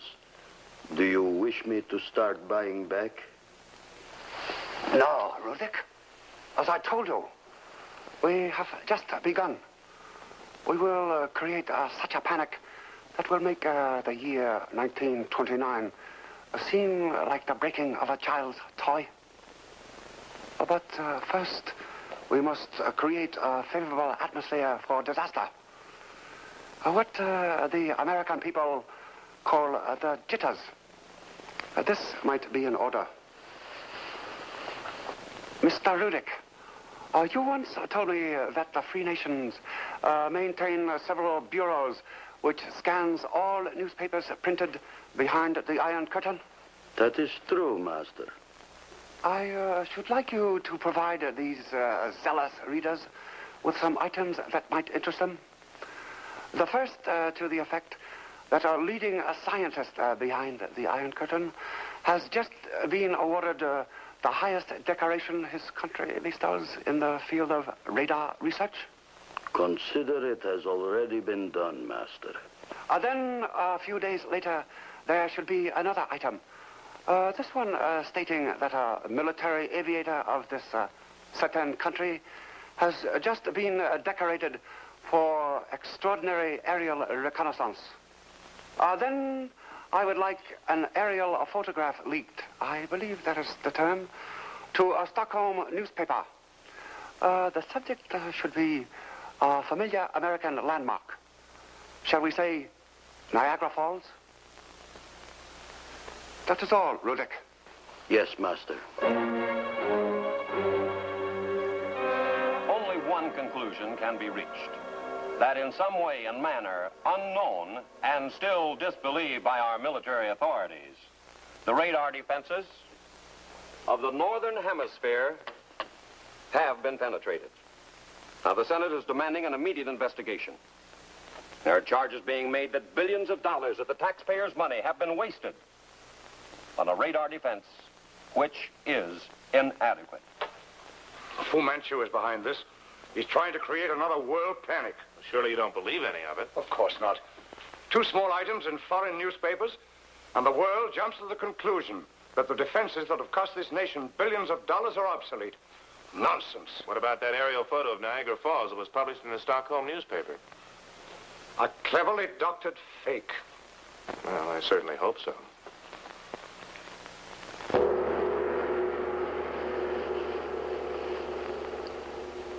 Rudick, your propaganda has worked well.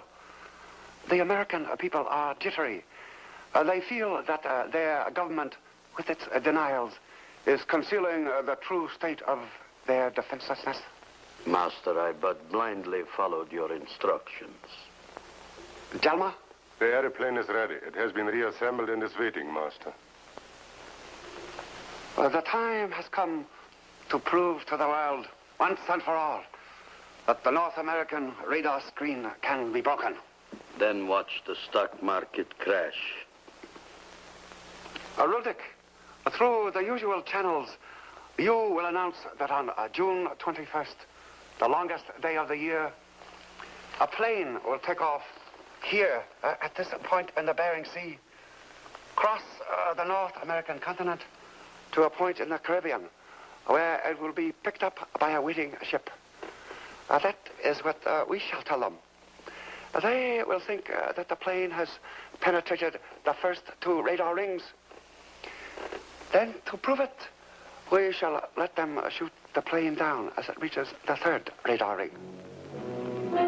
The free world is holding its breath as it helplessly awaits the morrow when the flight of the mysterious plane known only as XY6 may well reveal that modern man, despite his great scientific skill, is more defenseless than his naked ancestors. Professor, you've been in radar since its inception. What do you think? No such plane exists, even on the drawing boards of the future. Now, wait a minute. You can't underestimate the scientific ability or technical knowledge of another nation. We once thought that we alone had the secret of the atom, but we learned otherwise. You look a little pale around the gills, Petrie. Do you really believe that Fu Manchu has the free world at his mercy? I didn't.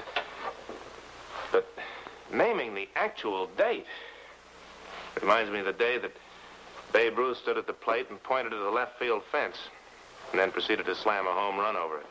Yes, but Fu Manchu isn't Babe Ruth yet. Oh, the whole thing's impossible. I'd be inclined to agree if it hadn't been announced that the pilot of the secret plane will give his positions during the progress of the flight. As you know, it's very easy to check a radio position. I still say the world is being duped. Well, by tomorrow noon, we'll know. By tomorrow noon, we'll know no more than we do now. And there'll be a panic such as the world has never known. And millions of Americans will be bankrupt. Hello? Oh, yes, Inspector. This is Dr. Petrie. I see. Right, thank you very much. That was the inspector. The Toronto police just reported a cold lead. A man resembling Jalmar in appearance was seen a week ago at the Toronto airport.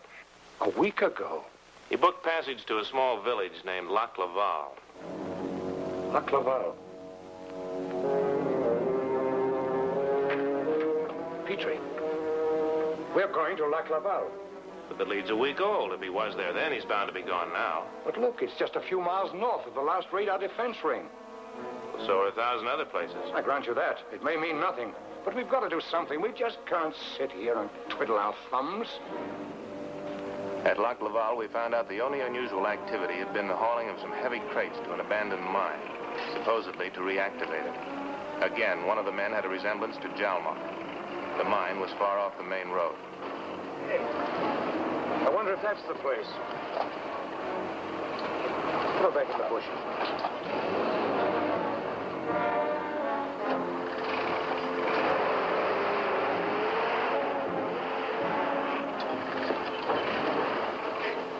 The pilot of XY6 has just reported his position as 142 degrees and 16 seconds west and 65 degrees 27 seconds north, which means that the secret plane has passed through the first radar defense ring.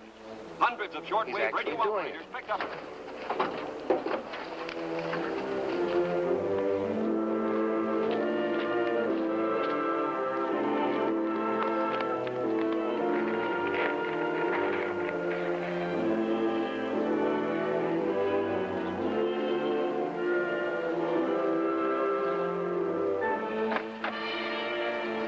Somebody's coming out.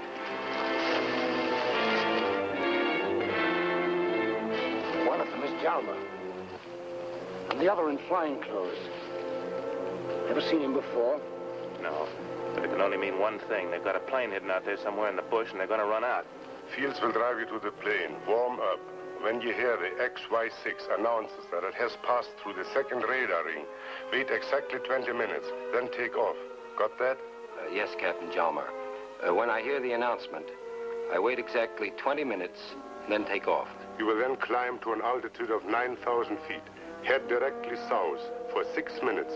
Directly south for 6 minutes. You will then hear the XY6 announce its position again.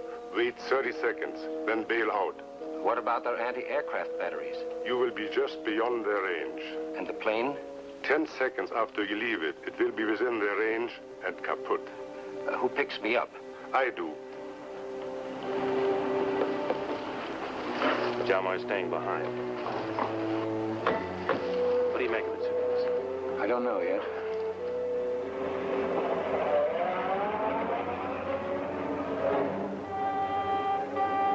Should we take after the station wagon, or should we jump Jalmar now that he's alone? Neither. Let's see how dust if we followed them in the Jeep. There must be some reason for Jalmar's staying behind. We've got to figure it out before we can move in. It's time for another report from the XY6. It is time for another report from XY6. Our powerful receivers are waiting to pick it up, and we will relay the pilot's voice to you if we can catch it. Now stand by. If we are successful, the next voice you will hear will be the pilot of the mystery plane. This is XY6. My position now is 110 degrees and 11 seconds west and 57 degrees Master, and 30 the plane has seconds north. penetrated the second radar ring. So it would appear. This is XY6. I repeat, my position is 110 degrees and 11 seconds west. This is Jalmar's voice. I'd recognize it anywhere. How can it be when we know that he's in that building? 6 seconds west. Is it Jalmar or someone who looks like him? Well, we can't wait any longer. We've got to find out. Come on. All reports show that the mystery plane has successfully passed through the first and second radar defense rings and is now heading for the third, which a compilation of its speed of travel reveals will be within 6 minutes. One moment, a late bulletin has just been handed me. The directors of the Paris and Brussels stock exchanges have stopped all trading. Come, Rurik. We have work to do.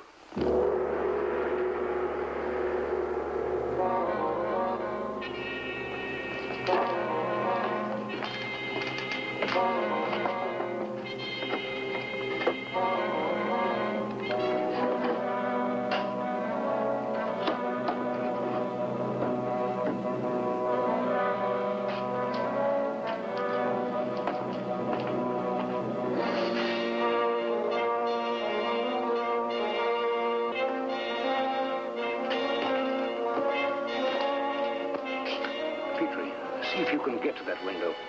Then when I reach the door, smash the glass and duck. Then I'll come in at him. Right.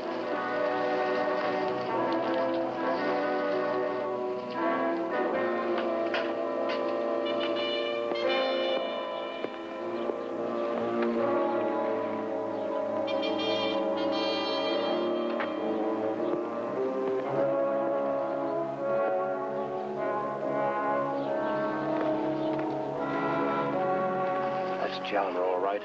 No doubt about it. Do we take after him? No. Now that we know he's in Canada, we'll have the Mounties pick him up. Come on, let's see what's inside the shack.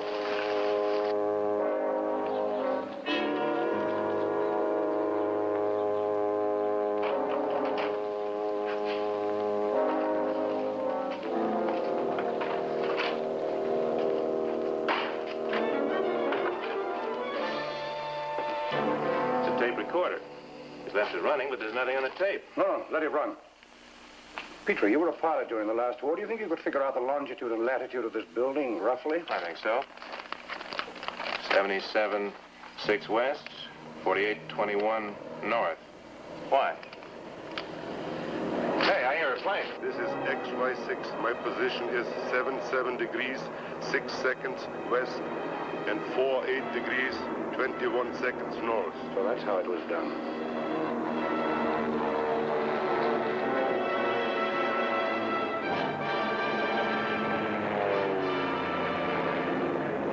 He's bailed out.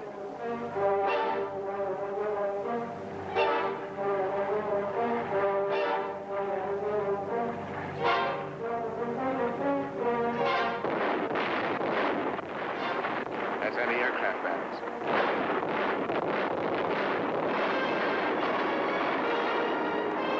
They got it. They got XY6. Yes, Petrie, so it would seem. But you saw it? I saw a plane shot down. Obviously one that just took off. We know one thing. Jalmer was not the pilot. But we heard Jalmer's voice on the radio giving fixed positions. There's other tape recordings of Jalmer's voice. Set up outside the other 2 radar rings by his accomplices and turned on at the appropriate time. I'd better notify Central Intelligence. Listen. That's the station wagon coming back.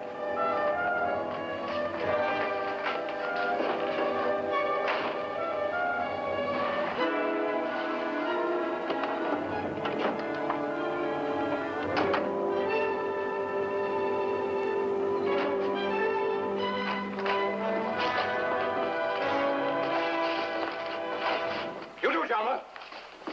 All right, move. Come on, get over there. You two. A very ingenious scheme, Captain.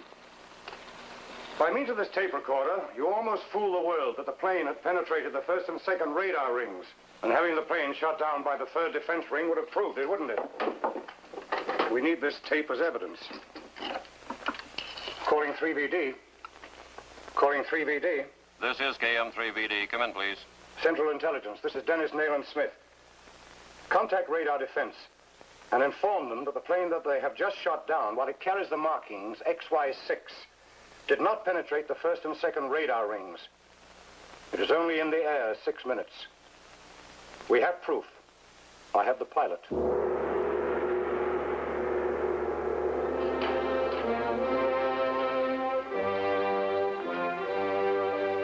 Did they shoot down and identify the plane? Yes, Master.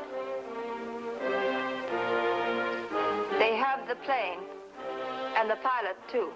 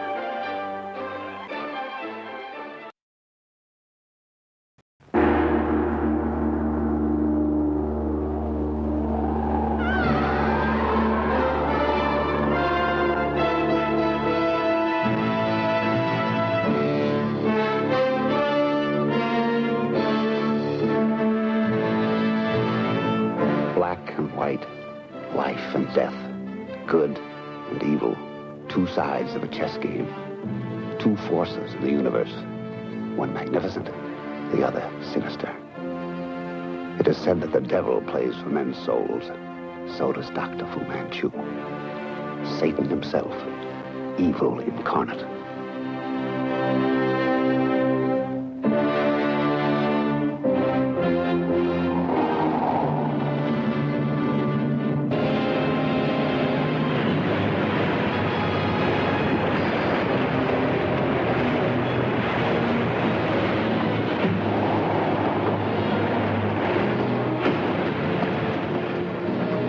Here's our bearing. Get this off right away. Aye, sir. Calling Coast Guard Hong Kong. Calling Coast Guard Hong Kong.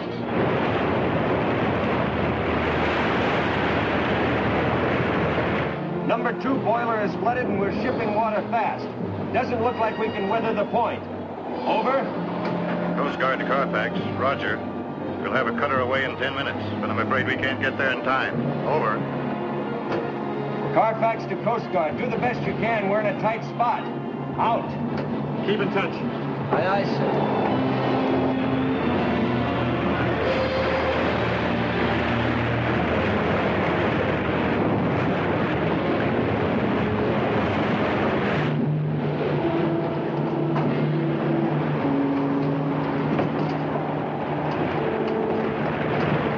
Owner's orders are to take special care of those boxes. So when we abandon ship, they'll have to go with us in the boats. How we doing, sir? No good. Tell the Coast Guard it looks like we'll strike any minute. Aye, aye, sir. Coast Guard Hong Kong. Carfax to Coast Guard.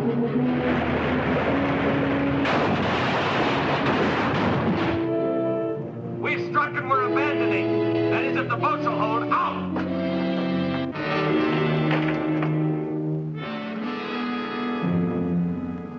The fates have indeed deserted me.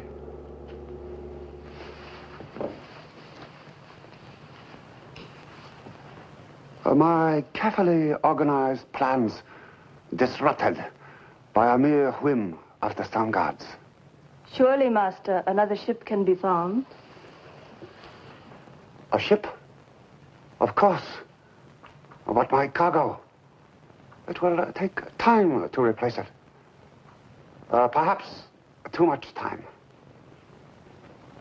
Find Mr. Costin and bring him to me.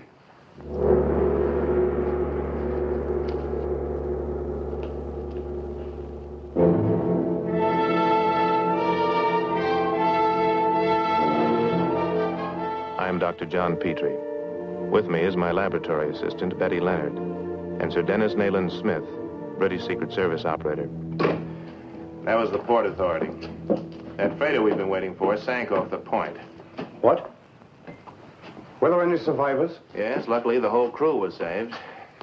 Well, I guess that means we can relax until the next ship comes in from the States. Betty, we weren't sent here to relax. When those deadly germs were stolen from that research lab in California, all the Western powers were alerted. If the Red Eastern powers ever get their hands on that germ culture, they could prove that it came from the United States. With these cultures as proof, and a certain amount of brainwashing of prisoners they already hold, they could accuse and positively prove our government had used germ warfare. Well, you don't think the free world would believe that? No, they wouldn't. But it could be the only excuse they'd need to turn germ warfare against the Western world and kill thousands of innocent people. Well, our next move is to talk to the crew of that lost freighter. See if we can pick up a clue there. Give me the phone.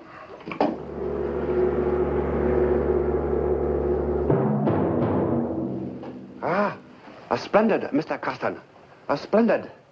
It would have taken me months to replace these germ cultures. And how were they saved? Captain Warren. He is an even better man than I thought he was. Of course, he didn't know what was in the boxes, but I told him to take special care of them. So he took them with him in the lifeboat. He did not take them through customs? No. Some natives gave him a ride into town, and he brought these boxes straight to me. Ah, good. The Red Powers, which have commissioned me to deliver these germ cultures, will be pleased. You must retain him to command our new ship. I'd sure like to. He's the only skipper available who really knows this coast. But I don't think he'd take the job. He was signed on to bring the Carfax only as far as Hong Kong. Oh, you mean he has scruples about engaging in the Oriental trade? That's the trouble, I guess. He's a pretty salty character, but he has always kept clean with the law. And he knows that most of the Oriental trading nowadays involves contraband. Nevertheless, he seems to be the best man. So we must persuade him to accept. Sounds good all around. We can start whenever you're ready. The arrangements for the new ship completed? Yes. She'll be ready as soon as the cargo is. Karamana, you know Captain Warren? Yes, Master. Then go find him and bring him here to me, taking the usual precautions. I understand. He usually hangs out at the Blue Dragon Cafe. Thank you.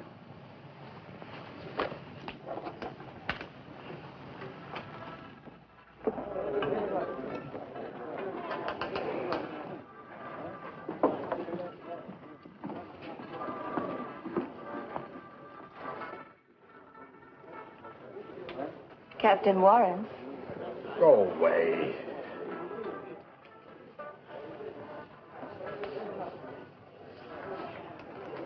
Well, hello.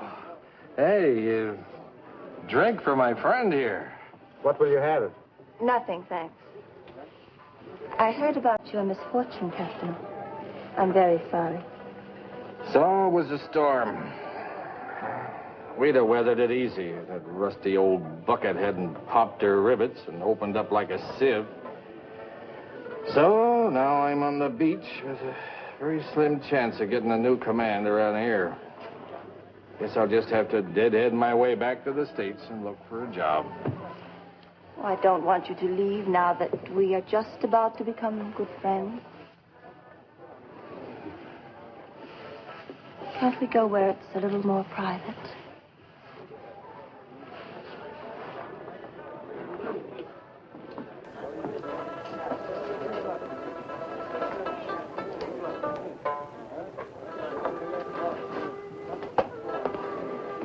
Well, now, don't you think for a minute, baby, that I want to leave, but what else can I do? Perhaps I can help you. I have a friend. I'll bet you got a lot of friends. But let's forget all about them now. No. Oh, I want to have another drink. You have one, too. No, please. This man is very rich. He helps Captain Carsten buy his ships. They have a new one now, and they need a captain. Carsten's not liable to want me again. But my friend may. At least we can go to his place. Be much better than just sitting around here. I'm ready. I must tell you, this friend we are going to see is Chinese. So what? There are a lot of them around here. Also, he has just escaped from behind the bamboo curtain, and his enemies are still looking for him. That's not unusual either. He must keep in hiding, and no strangers must know where he lives. That's still okay with me, baby. You work it out any way you want to. Let's go now.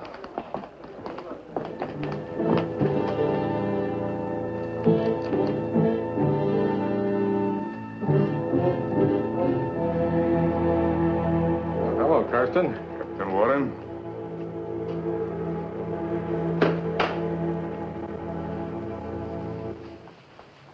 This gentleman, you don't have to know his name. He is my partner. It gives me a pleasure to have the opportunity to thank you for so thoughtfully removing those boxes from the wreck. Well, those were my orders. I was just doing my duty. And very efficiently, which is why we are happy to offer you the command of our new ship. Where's she bound? It will be used in the usual Oriental trade.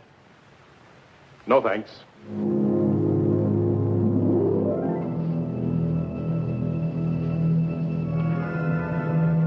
May I ask why not? Well, I just don't want to get mixed up in any dealings with the Reds. I can assure you, our operations are entirely legal. All cargoes will be inspected by the port authorities. Sure, I know. but I still don't like the business. Captain, you must consider we are doing you a service making you this offer. You must know it will not be easy to get another command here. There is also the matter of the boxes you brought through without customs clearance. If the authorities should learn of this, you might find yourself in an awkward position. Then again, you might disappear. And I am sure you wish to continue to make Hong Kong your home port.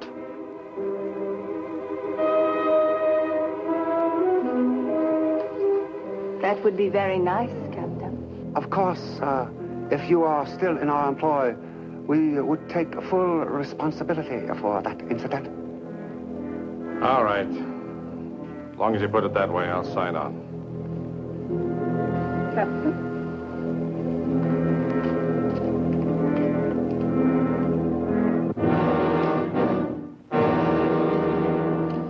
You must be extremely careful. One touch of this culture on your skin, the infection would be fatal in a matter of hours. I understand.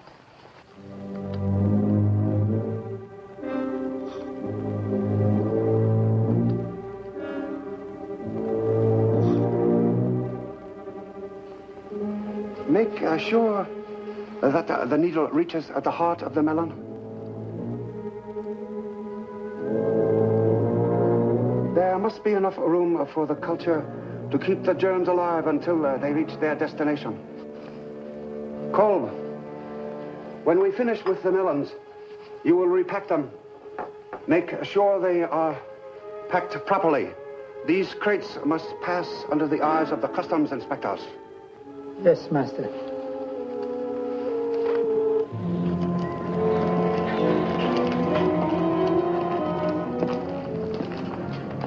Hold it. Captain Warren. Stuck him in the corner out of the way.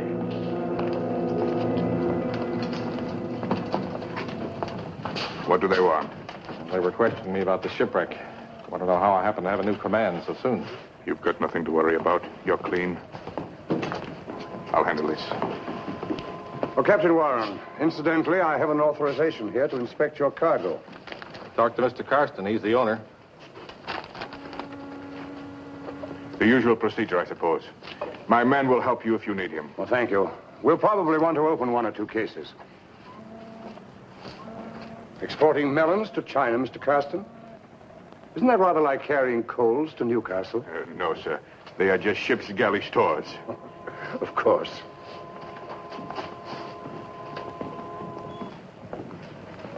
We'd like to open two of these. Say this one and that one. Yes, sir. You, get a bar and come over here. Yes, sir. And then will you please probe this one for any concealed containers? That top one, please, and that.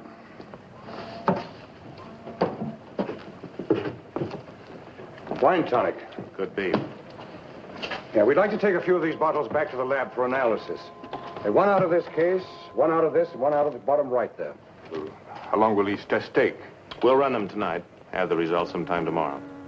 Sorry to hold you up, but I must ask you not to move any of this cargo until I give you clearance. I can't question your authority. This is going to cost us plenty of money to lay over here another day. What contraband could possibly be in these bottles? What we're looking for is a consignment of deadly bacteria that could be used in germ warfare.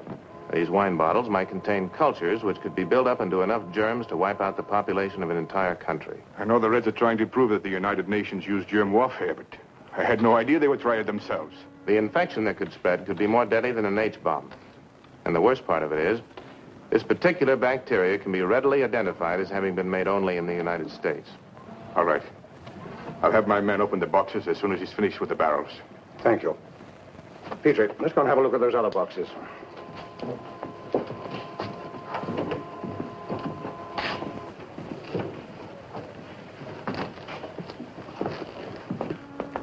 All this stuff has to sit out here overnight. Who's the watchman? Chinese. I don't know his name, but he seems to be all right. Maybe, when he's awake. You sleep aboard, don't you? Sure. Then I want you to check up on him during the night. There's been a lot of pilfering going on around here, and we don't want to take any chances. All right. And be sure to keep your eyes on the melon. Some dock loafer might pick them up. Sure. No dice, Betty. The only damage this stuff can do is to give you a hangover. Dennis? It's wine tonic. Nothing else. So, we draw a blank. But you know, Peter, I'm still suspicious of that cargo. We know there were germs on the Carfax, and now we have the same owner and the same captain taking another ship up the coast. If there are germs hidden somewhere in that cargo, they can only live for a limited time without refeeding. How long do you think you can stall off in Carson's clearance? Not too long, but at least we can hold him up until tomorrow afternoon. So long.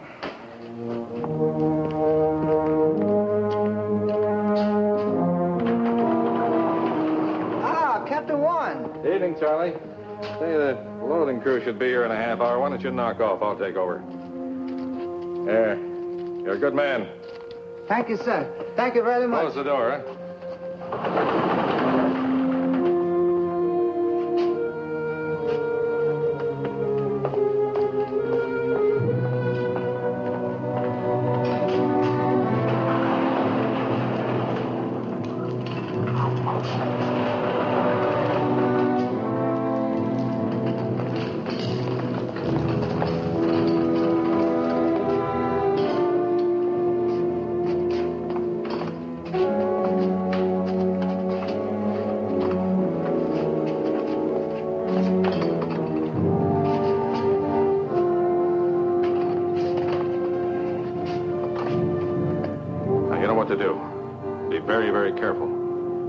To drop one of these crates.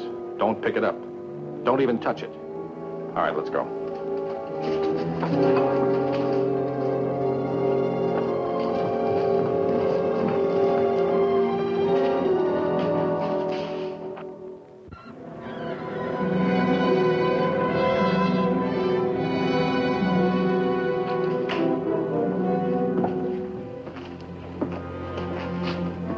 Morning. Get the clearance yet? No.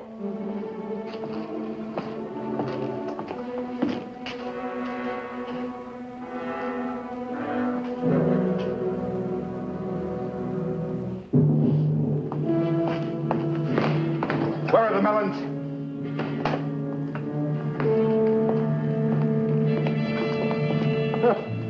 It's funny, they were here when I checked with the night watchman last night. What time? 4 o'clock. Didn't I tell you to keep a special watch on those melons? Look, it's not my job to stand around here watching cargo.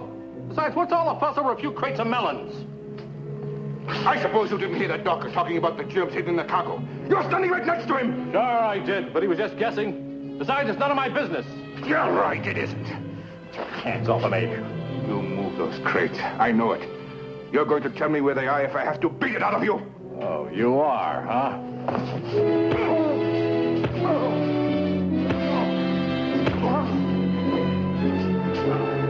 Got to bring him to and make him talk. We'll take him to my apartment and work him over there. Get him to the car. Right.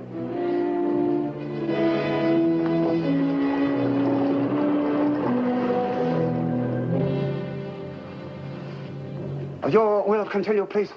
The captain has revived now. Mr. Castan is sure they will make him talk soon. That may not be soon enough. Has Sir Dennis brought the clearance papers to the warehouse yet? No, master. But he undoubtedly will soon. And when he discovers the melons missing, he immediately will start a search for Castan. Does anyone around the waterfront know where he lives?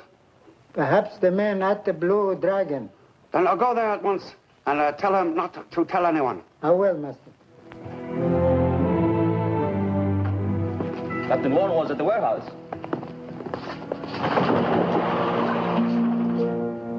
Captain Warren! Captain Warren! Hey, Petrie. Weren't there some crates of melons there yesterday? There certainly were. Melons? Is it possible? Yes. A sizable amount of culture could be injected into the center cavity of a melon. Captain Warren! Well, he obviously isn't here. Any idea where Karsten is? I haven't seen him today. Just came on at noon. Has any of the cargo been loaded yet? Nope. Ship's hatches are still closed. Any idea where we could find Karsten or the captain? I wouldn't know, but you might try the Blue Dragon. Blue Dragon, come on.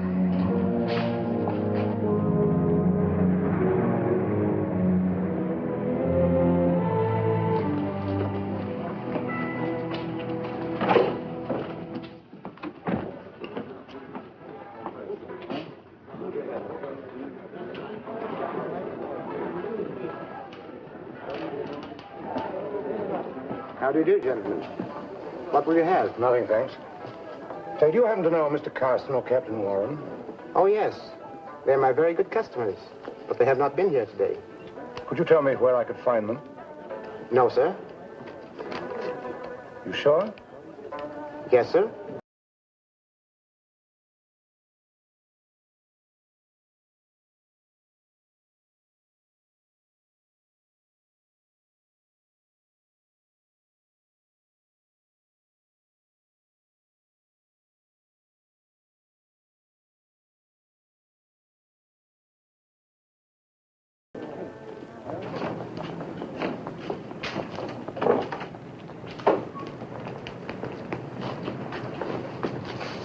Which one was it? The little man who moved up to the bar. You know him? I think he's one of Fu Manchu's spies. We should have recognized this scheme as Fu Manchu's. It's been so cleverly organized.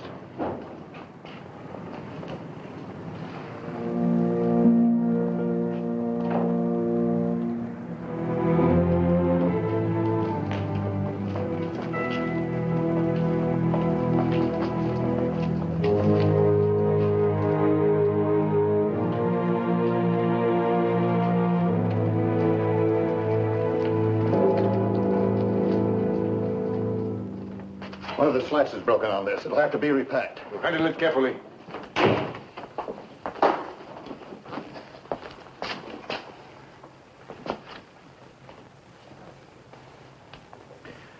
You see, Captain, you could have saved yourself all this trouble if you told us where the crates were sooner. Still all right. I've stalled you long enough. Ship can't sail now, or ever.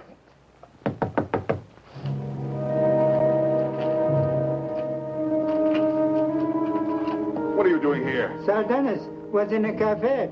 I heard him tell... Something wrong, he said. Hold up your hands. All of you, over against that wall. Come on. You too, Carsten. You're smart. You know what's in this melon? Before you can pull that trigger, I'll splatter this all over the room.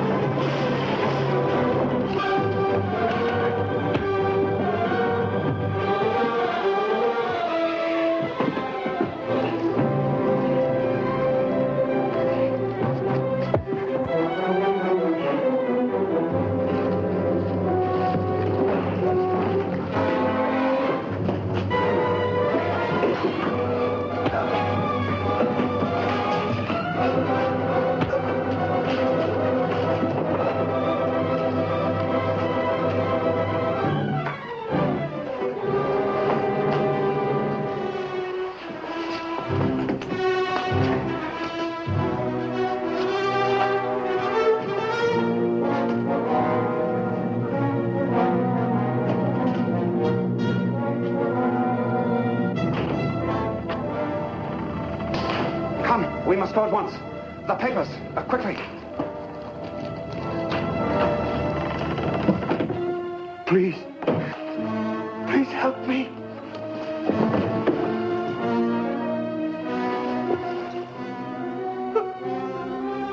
The germs?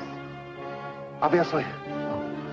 And the longer we stay in the room with him, the more dangerous it becomes. Go at once.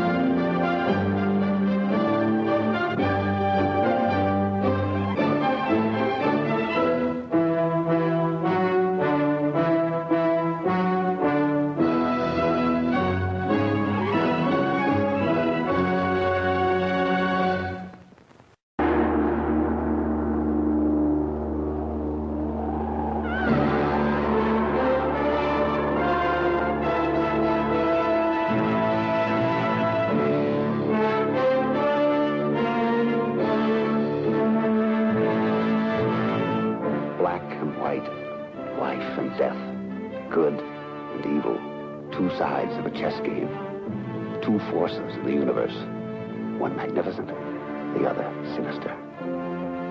It is said that the devil plays for men's souls. So does Dr. Fu Manchu. Satan himself, evil incarnate.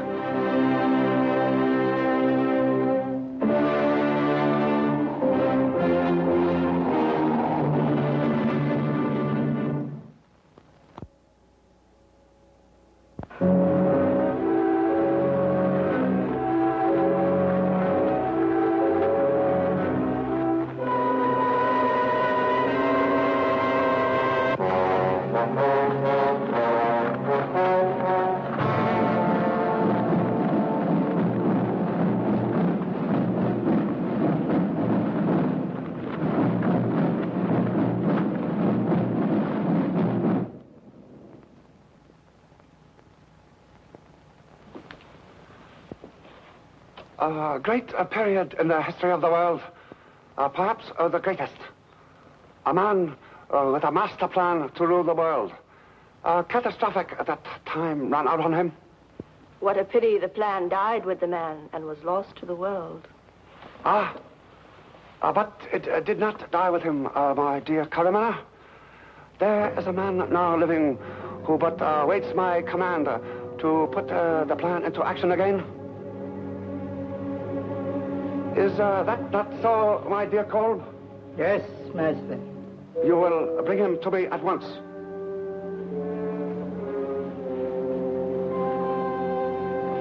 You know the great American plastic surgeon, Dr. Harlow Henderson, of whom I have spoken? Yes. You will see to it that he also is brought to me at once. Yes, Master. When they are brought together, these two, we shall be ready to put our master plan into effect.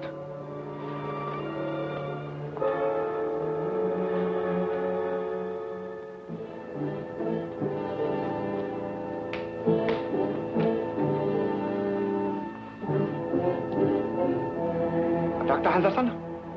Yes? I am Dr. Fu Manchu. My assistants inform me you wish to know why you are here and why I am holding you prisoner. Come with me, and I will show you.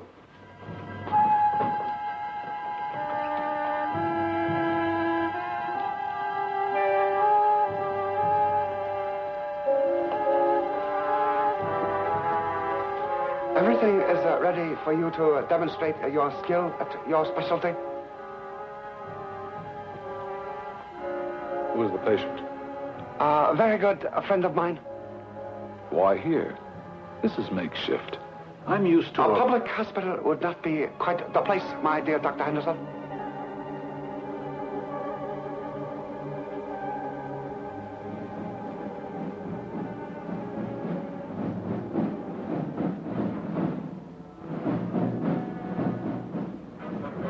It can't be.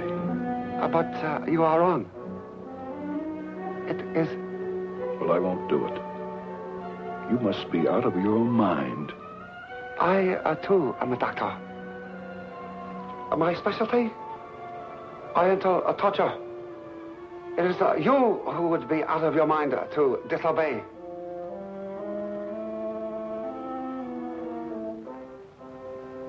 I'm Dr. John Petrie of the Surgeon General's office. My good friend, the famous plastic surgeon, Dr. Harlow Henderson, had disappeared, as though the earth had swallowed him up. The police were baffled, and my assistant, Betty Leonard, and I pitched in and tried to find some clue at the doctor's office. All we knew was that Dr. Henderson had received an emergency call, and that he left his office without telling his nurse where he was going. No, these are just medical notes, Betty. John, what date did Dr. Henderson disappear? 15th, why? Well, his calendar says the 16th. Do you suppose the address, the place where he went on the emergency call, might be on the page marked the 15th, if we could find it? Well, he probably tore the page off and took it with him. But we can look.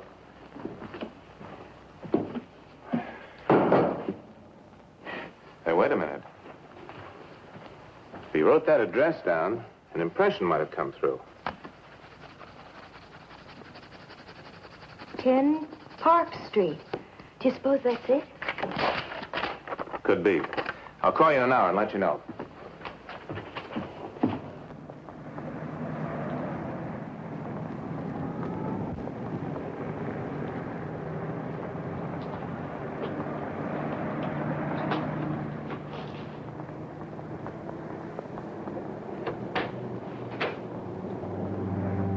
looking for Dr. Henderson. Please do come in.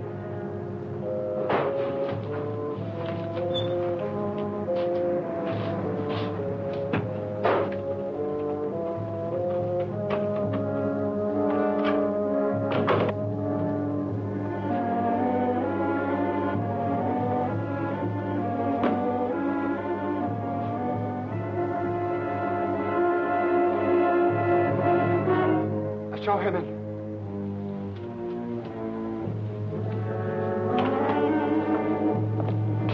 Harlow.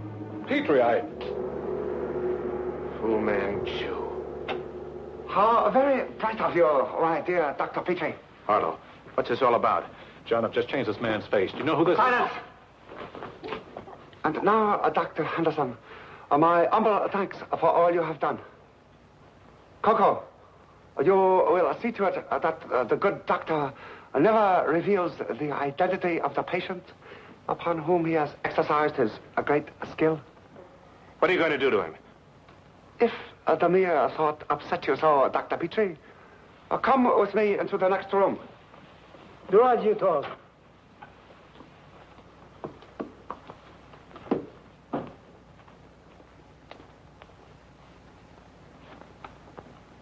You kill him now, who'll take care of your patient. If infection sets in, you'll need Dr. Henderson. Not if I have you, Dr. Petrie. Yes, you will be staying with us for a while. Perhaps quite a while.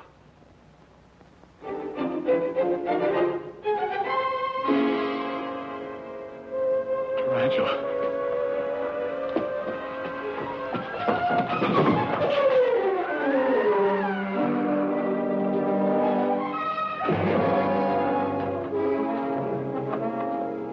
You won't get away with this. My secretary knows where I am. Ah, so your secretary knows where you are. Very well, then. You will telephone her?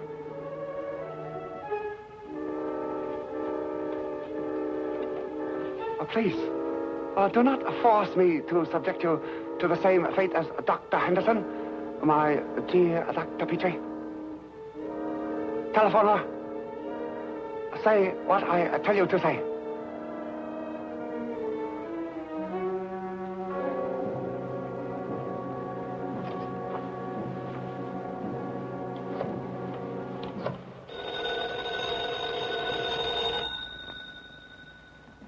Dr. Petrie's laboratory. Oh, hello, John. Did you locate Dr. Henderson?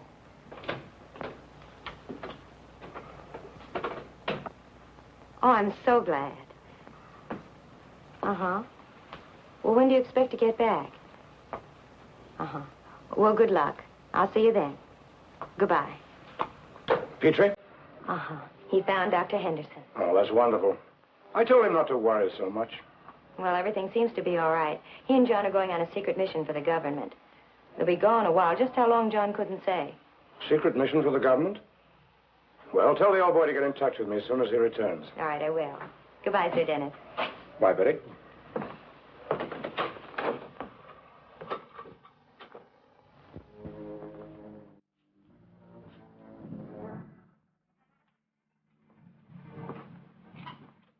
Master, Kolb wishes to speak with you. He and Coco have just returned from their mission.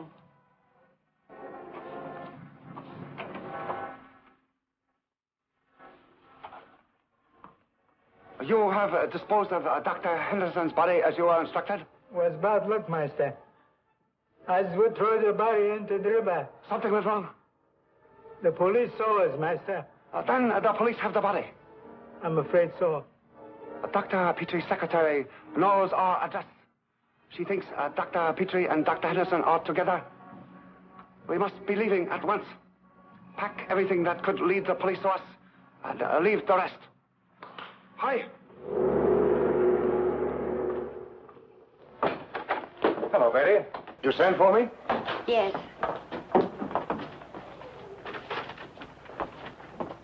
Sir Dennis, look at this coroner's report. Death at the hands of a person or persons unknown, acute septicemia, nature of poison presently unidentifiable. Now, whose report is this? Dr. Henderson, dead. His body was found being dumped into the river. Good Lord, and Petrie was with him. That's what's worrying me. That's why I sent for you. What was that address he went to? Number 10? Park Street. Number 10 Park Street.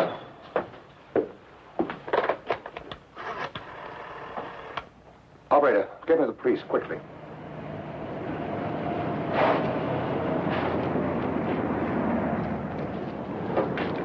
Sir Dennis? Yes. We checked the apartment. It's empty.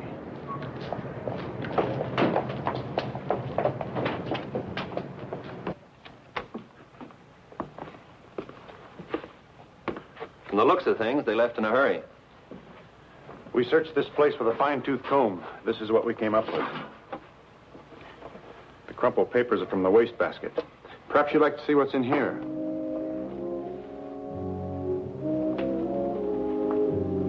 Quite a collection. Oh, this place has been fixed up as an operating room. Look at this. All the latest type instruments. And a surgical kit. H.H. Harlow Henderson. Well, that's odd. All the same type bandage. What's this? Mein Kampf. Adolf Hitler. That's funny.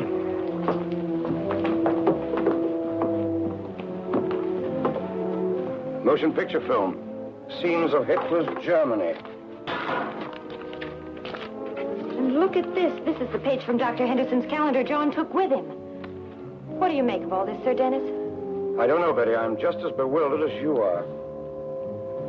Maybe take these with us. Yes, sir? Dust this room thoroughly for fingerprints. I'll be at Dr. Petrie's. Yes, sir.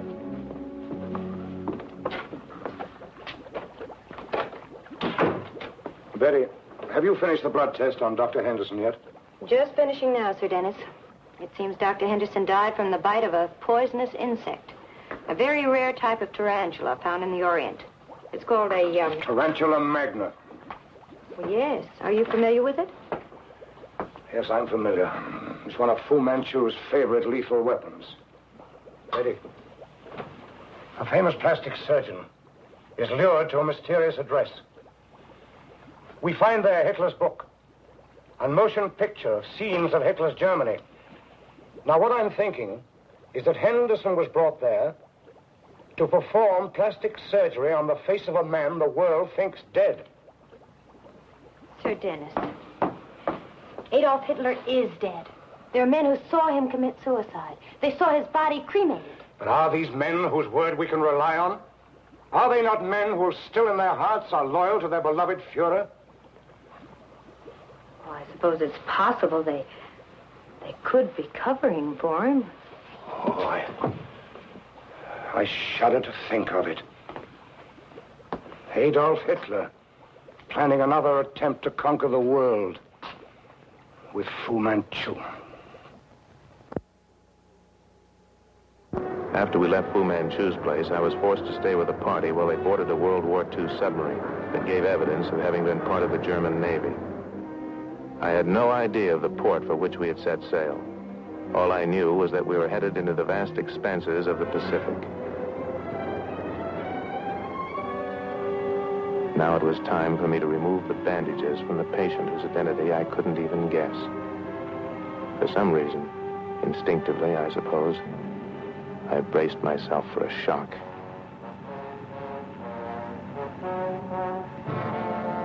Hand me the mirror.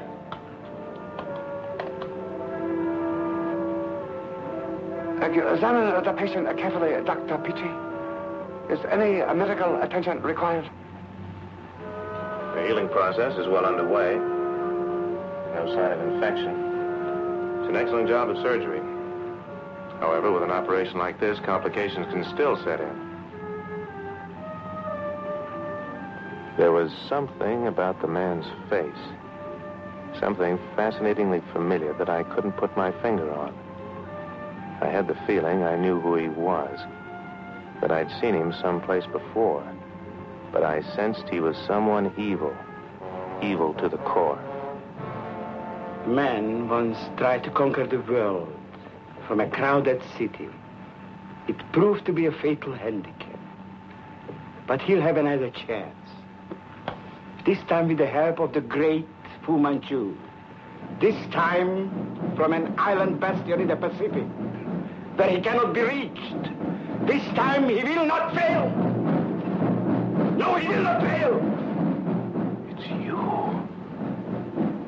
You're alive.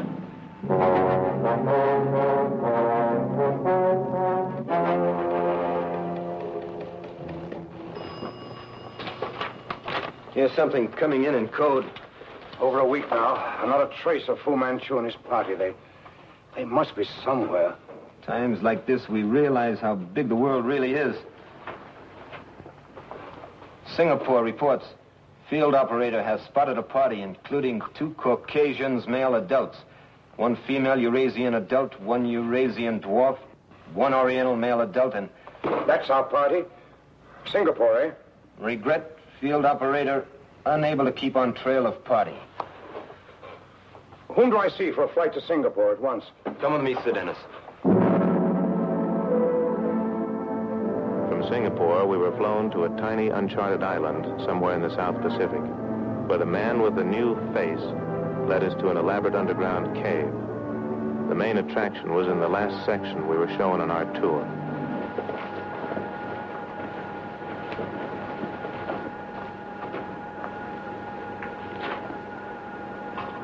This is the laboratory, my dear Dr. Fu Manchu, I was telling you about.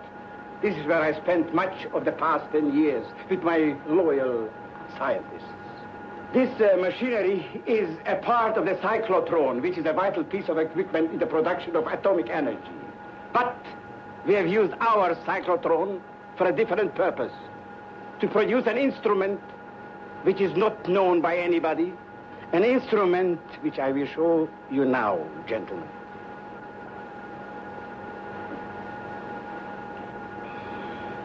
It looks simple, but the distraction and havoc it can cause is unbelievable. Yes, this insignificant-looking piece of equipment, when it's placed within 1 mile of an atomic bomb, within 20 minutes, it will automatically explode that bomb. Now, we all know that the United States of America has stockpiles of atomic bombs in various places throughout the country. Places which are not even known to the American public, but are known to us. Now, all we have to do is to place one of these anywhere within 1 mile to each of the stockpile, and it will explode within 20 minutes, leaving the United States virtually defenseless. Surely, you are certain to know what will happen then, Dr. Petrie? Without atom bombs, America will be attacked at once by its most powerful enemy. And conquered, of course. And then the same process will be followed until the great powers of the world are exhausted. And then we will step in, subdue the little countries with our 5th columns that stand ready to march. The world will be ours.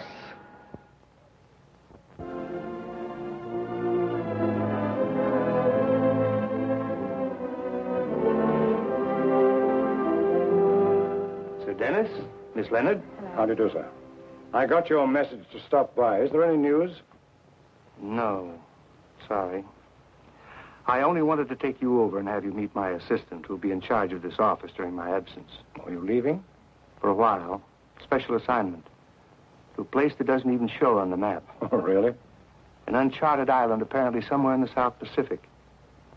We've had a report of atomic fallout in that area, a very slight degree, of course, as though someone were experimenting with atomic energy. Someone unauthorized, of course. Completely unauthorized by every member of the World Council of Nations. I'd like permission to go with you. Sir Dennis, are you thinking it might be Fu Manchu? Yes, Fu Manchu and that unholy partner of his. Fu Manchu and who? I'll explain later. Will you take me? I see no reason why I can't. I'm flying down with a group of commandos in case we have to land and fight. Be at the airport in an hour. Well, thank you, sir. I'll be there. Goodbye. Goodbye. Bye. Bye.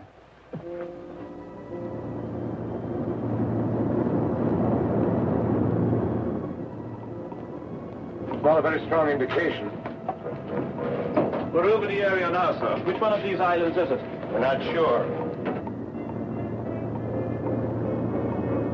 Keep on a steady course. Yes, sir.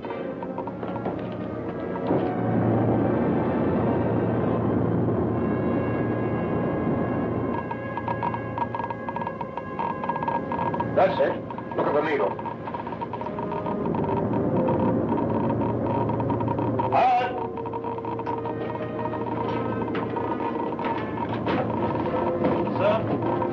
That island we just passed over, set it down on the beach. Right, sir. Fasten your safety belts.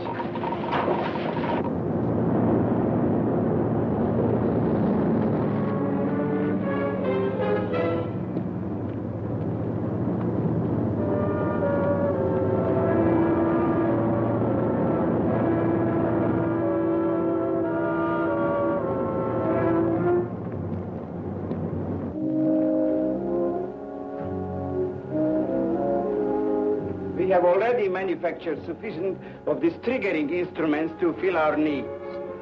It just remains for us to ship it to the United States and the other powers who have stockpiles of atomic powers and place them. So, you see, Dr. Petrie, the day is practically at hand. You're insane, both of you. What do you expect to gain if you destroy almost all of civilization? Something you would not understand? Power.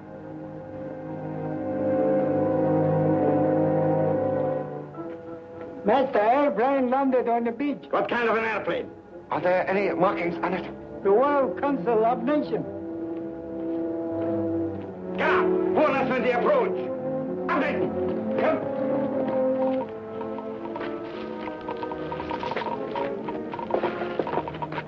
Not a sign of life. The radioactivity seems to increase in that direction.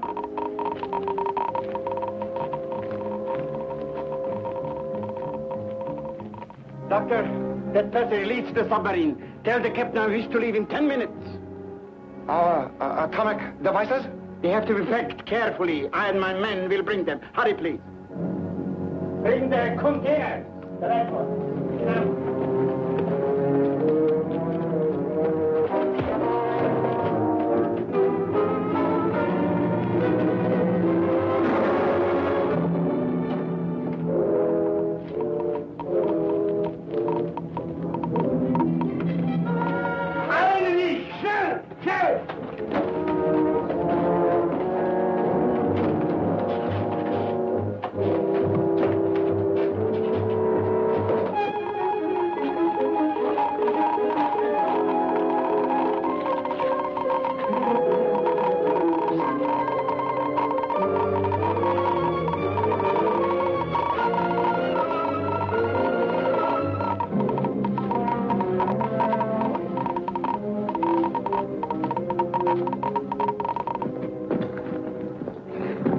In here. All right.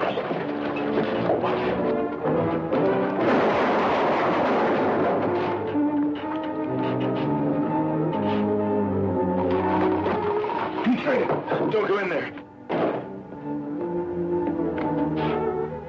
The man with a new face set himself for a fight, but Dr. Fu Manchu started to show that well-known streak that ran up his back. Stand back! Stand back or I destroy all of you!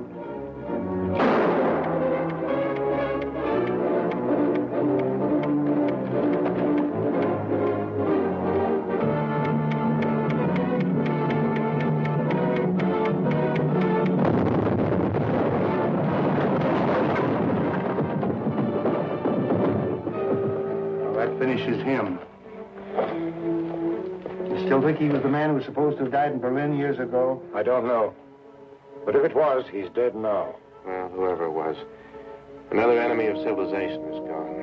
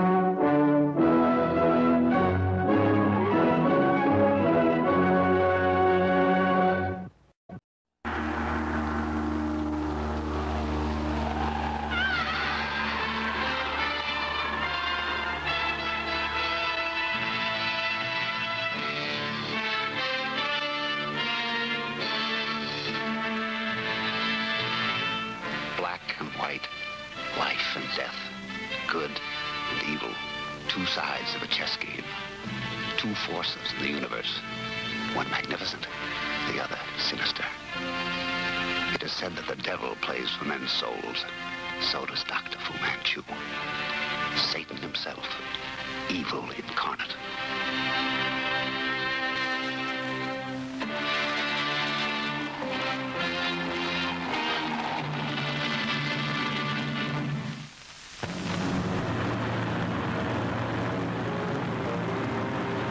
I'm Dr. Petrie, member of the Surgeon General's staff and presently engaged in a research project for the United States government, the sustaining of human life in the vacuum of outer space. I was on my way to Alma Madre, New Mexico, where the U.S. Armed Forces maintain an advanced rocket testing station. We were moving along without any particular incident until... Anything wrong? Nothing too bad, sir. The beam went off. Probably a power failure. I didn't think much about it at the time. We flew along on instruments for a while. Then, just as suddenly, the beam signal came on again. Here we are, sir. We're a little off course, but we'll be back on.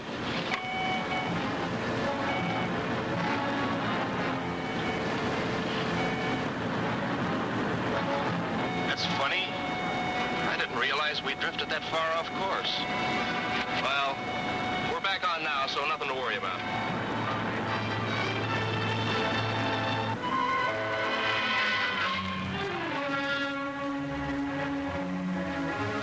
This is the fourth missing plane in as many weeks. First a transport, then an Army bomber, a government personnel plane, and now an Army transport.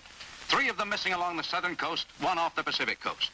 Coincidence? Sabotage? You take it from there.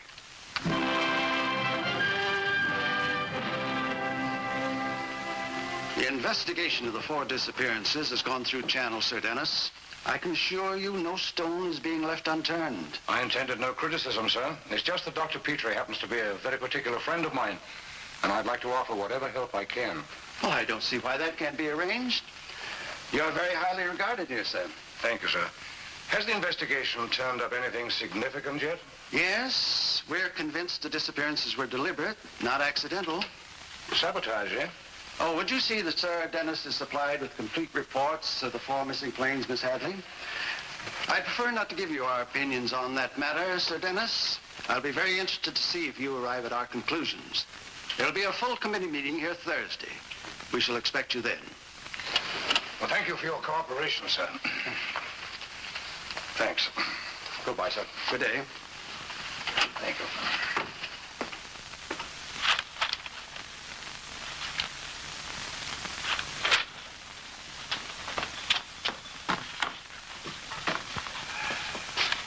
I thought you might like some coffee, Sir Dennis. Well, thank you, Betty. How's it going? No doubt about those 4 planes being deliberately pulled off course. Automatic beam stations were tampered with in every instance. Thank you. Even madmen make sense, but this deliberate murder. I'm not at all sure that it was murder. I don't understand.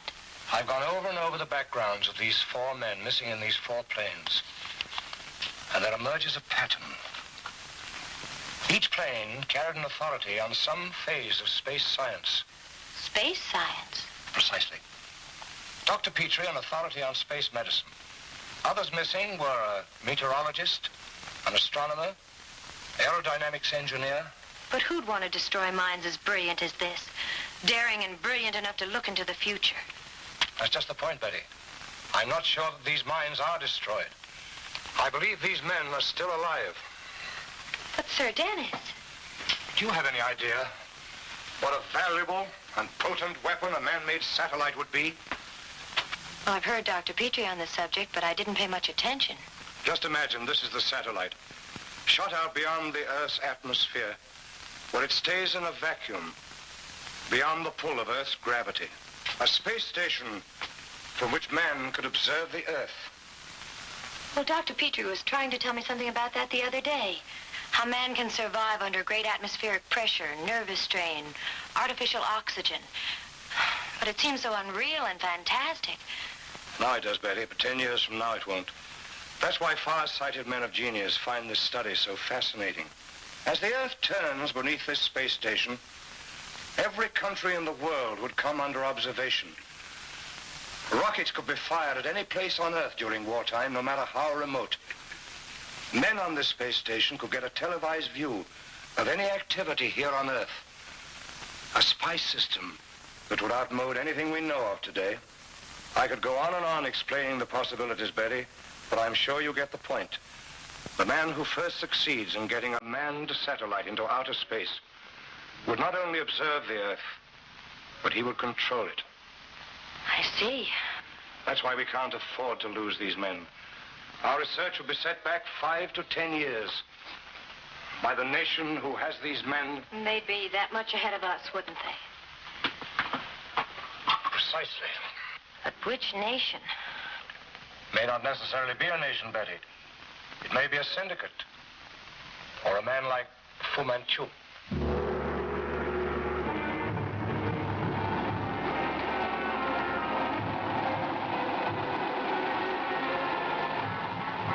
At that time, I was in a state of near exhaustion.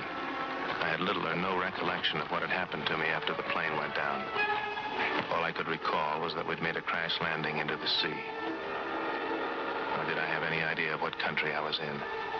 My captors did not speak to me, so I could not guess their nationality.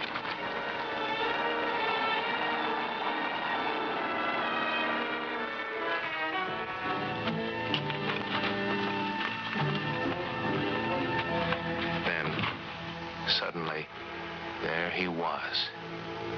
And the unexpected sight of that evil visage drove the aching numbness from my body. Welcome to Hubble quarters, Dr. Petrie. I should have known.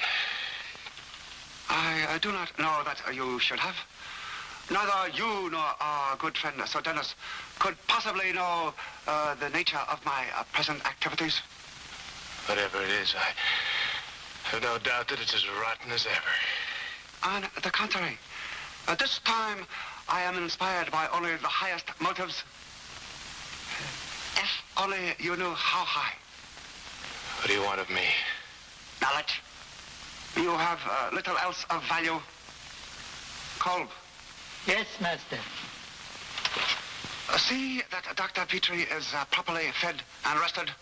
I shall expect him at dinner with the others.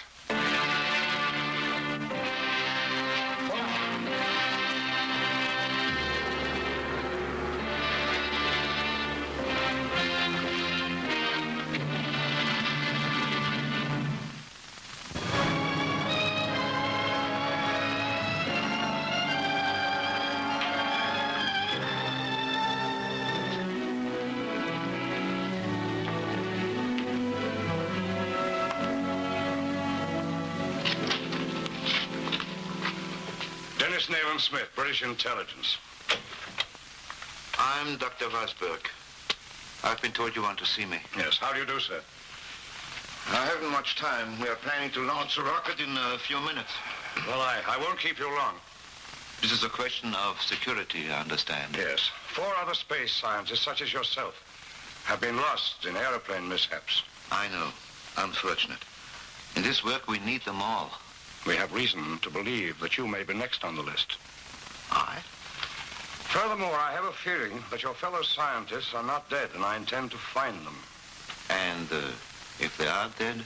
Well, my reason for feeling they're alive stems from the same reasoning that prompts me to believe that you're next on the list. So far, each of these 4 missing scientists has been a specialist in some field of space science. That is true. Petrie, authority on sustaining life in the conditions of a vacuum. Saunders, astronomer. Kerensky, aerodynamics, and Muller, meteorology. Exactly. 4 men whose knowledge is essential to an exploration of outer space. 4 men whose work would ultimately be useless unless they could get to outer space. And to get there, they would need an expert in guided missiles. You. I'm beginning to understand. Then it doesn't seem too fantastic? I've survived 2 wars and many governments. My work has carried me far beyond ordinary human misery. I can no longer find anything too fantastic or unendurable. Then neither would you find a man like Fu Manchu unbelievable? Of course not. He's no more unbelievable than I. You know, Doctor, yours is a rare genius. A remarkable balance between mathematics and imagination. Sometimes more of a weakness than a strength. But it's brought you where you are today. And it's also brought you to great peril. Every power-hungry nation in the world wants you. Of course. That's why I always live in a kind of concentration camp. Even though it is of my own choosing. Well, so far it's the only thing that's saved you. Which brings me to the point of why I'm here. They are beginning the test. If you will step over here, you may watch.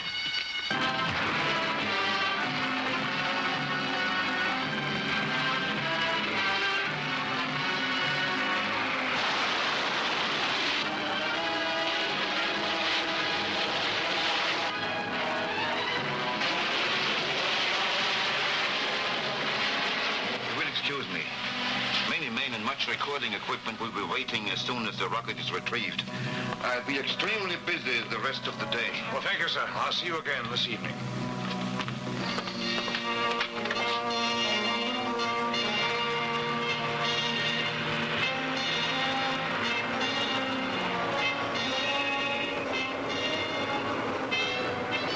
Here he comes.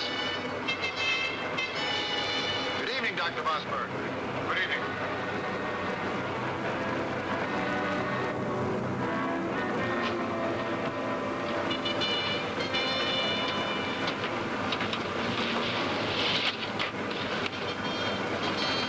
You know Dr. Vosberg? No.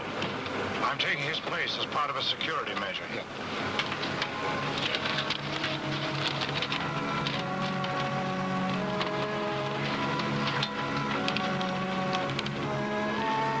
Able 2604, you're cleared to taxi to runway 56. Wind calm, altimeter setting 2900. Well, do we go? Signed by the old man himself. Sure we go. You're the boss, Sir Dennis. Whatever you say. Thank you.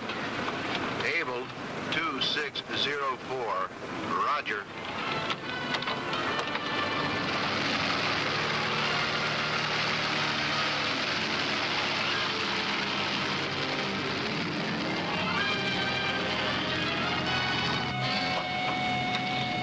Any particular orders, sir?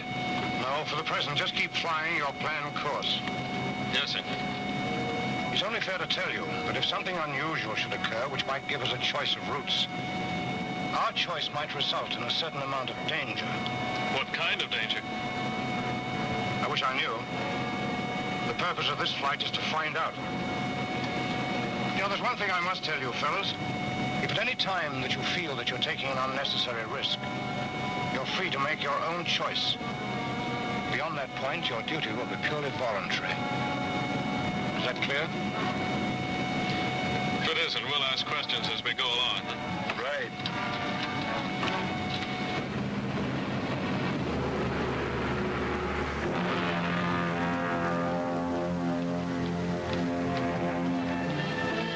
The radio brings news, Master. Dr. Vosberg is on his way, flying the planned route. Colm, go aboard the ship and put to sea. Radio our men in the States to follow the same instructions as before. Yes, Master.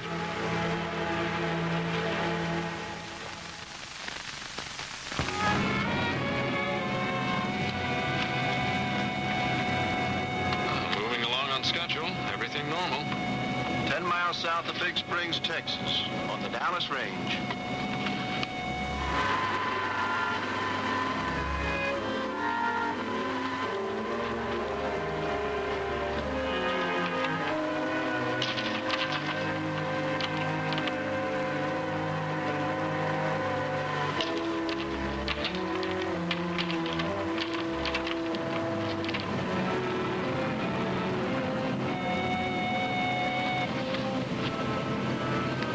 We lost our beam.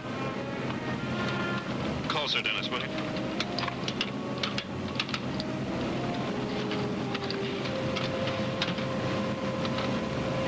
name, sir? This might be it. Army Transport, Able 2604, calling Dallas, over. If you can't raise Dallas, I'll stay on this bearing until you get a fix. Army Transport, 2604, calling Dallas, over. Transmitter's going out. We're not getting out to him. I'll check the fuses. If we continue on this bearing, we should be picking up Dallas. I don't understand what could go wrong, sir.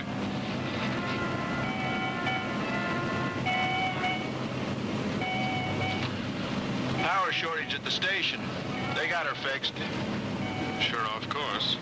What kind of a navigator are you, anyway? I don't get it.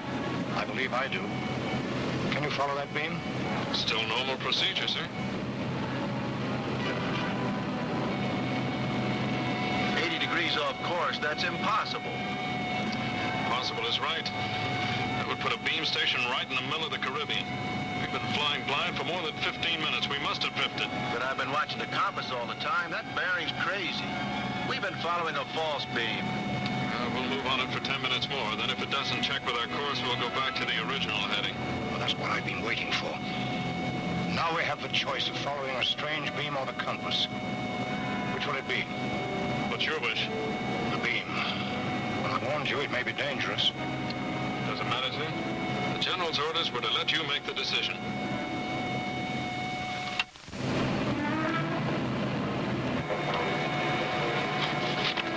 Off the coast of Mexico, approximately 50 miles north of Tampico. Can't be out of gas already. The gauges read half full. I don't understand it. Where Fu Manchu is concerned, there are a lot of things we don't understand. Switch on the reserve tanks. Not enough gas to get to the mainland.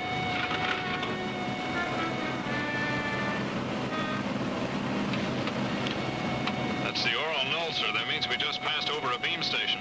In the middle of the ocean? Let down and have a look.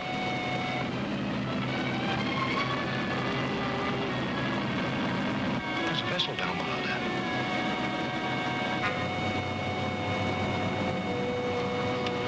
It's a beam station, all right, and plenty illegal. What now, sir? Well, if we're nearly out of gas, we don't have much choice, do we? No, I'm afraid not.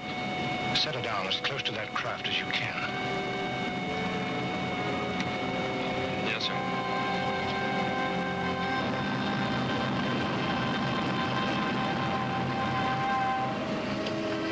There's plane. Also, swallow the bait. Skipper, look.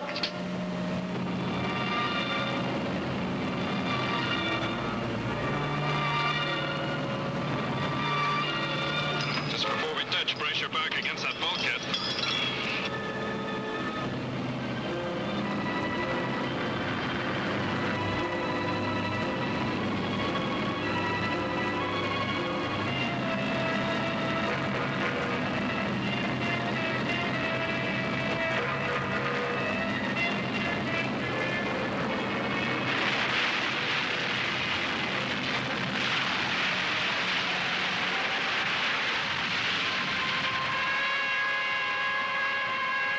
The plane is down. Pick them up.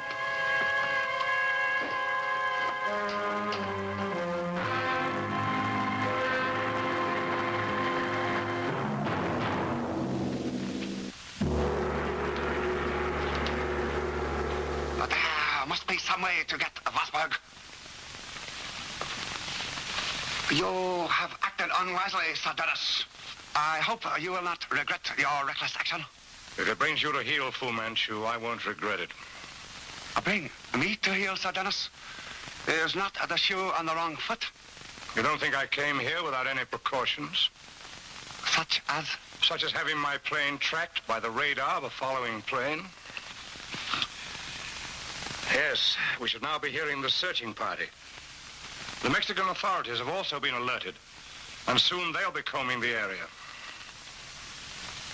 I believe, Sir Dennis, that what I have always admired about you, although most reluctantly, is your inexhaustible resourcefulness.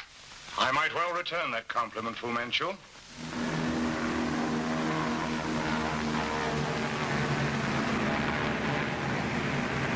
You hear? You see, I wasn't bluffing. That's just one of many. I am so humbly sorry, Sir Dennis. But I am afraid your well-laid plans have come to nothing. That's a matter of opinion. I still feel I hold the winning hand. Are you suggesting we bargain further? The only bargain I might consider would be the delivery here of the 4 scientists.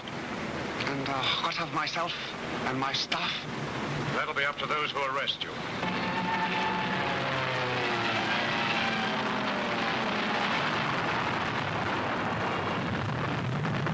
That was your ship with a false beam signal. A warning bomb, no doubt, asking surrender.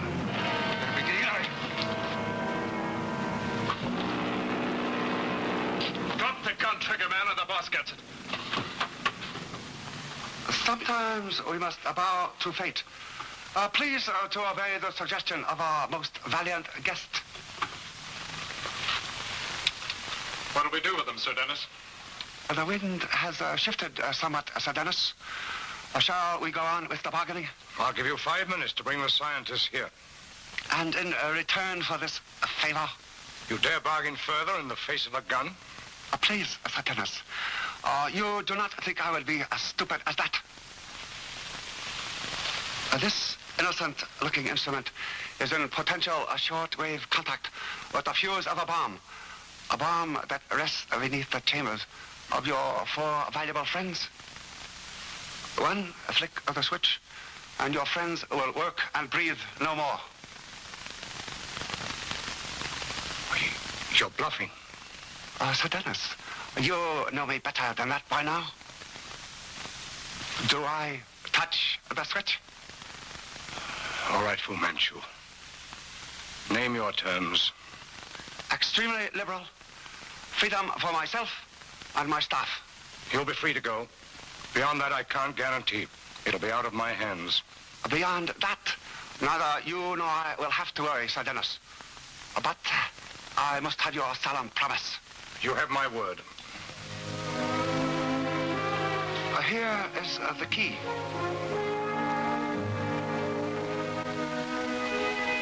Perimeter.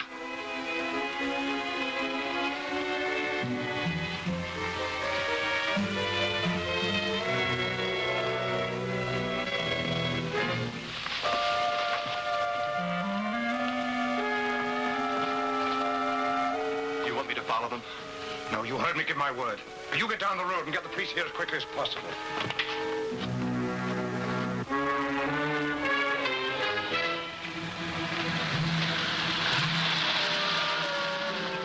That must be the Mexican priest we've been expecting.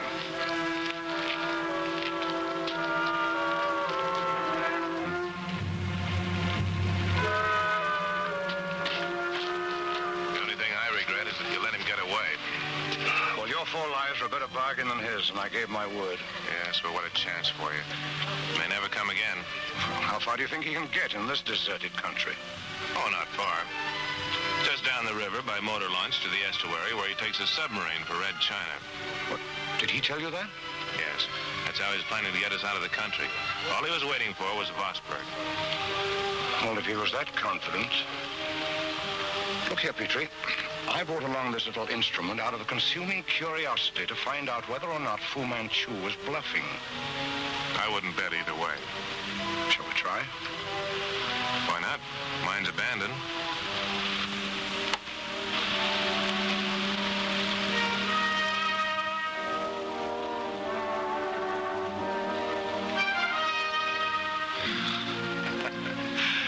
Well, it looks like this time he really took it.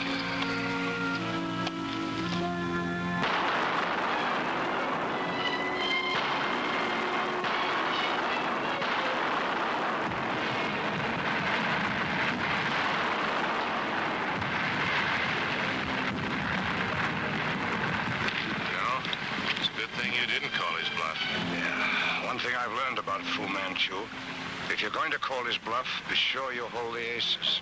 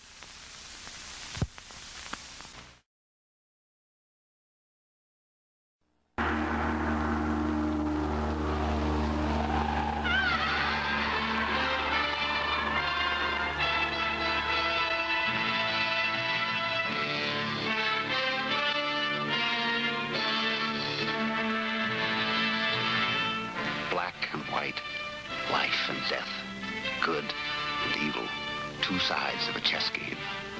Two forces in the universe. One magnificent, the other sinister. It is said that the devil plays for men's souls. So does Dr. Fu Manchu.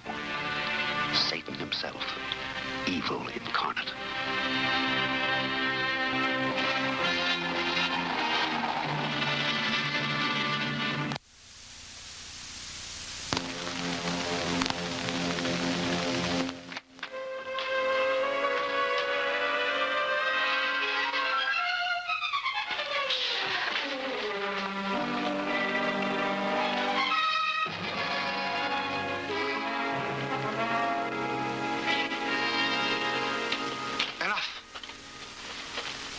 You have done well, George.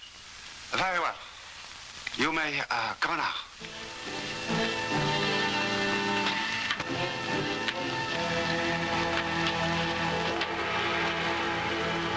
So, Mr. Black, are you satisfied?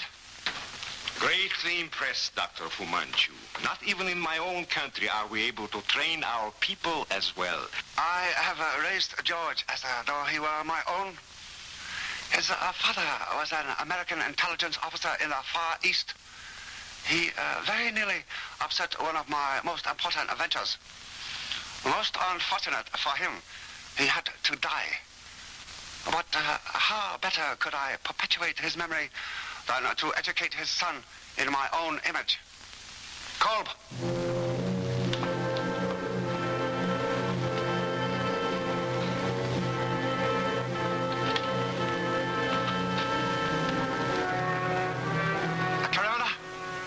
Photographs.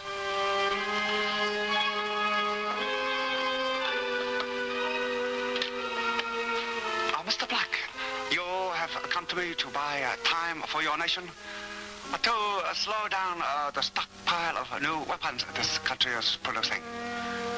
It is quite a race, is it not? The difference between survival and oblivion. Now, this new secret night fighter the United States government is putting into production. A reliable source informs me it is the fastest fighter plane in the air, radar controlled. I know who is producing this plane.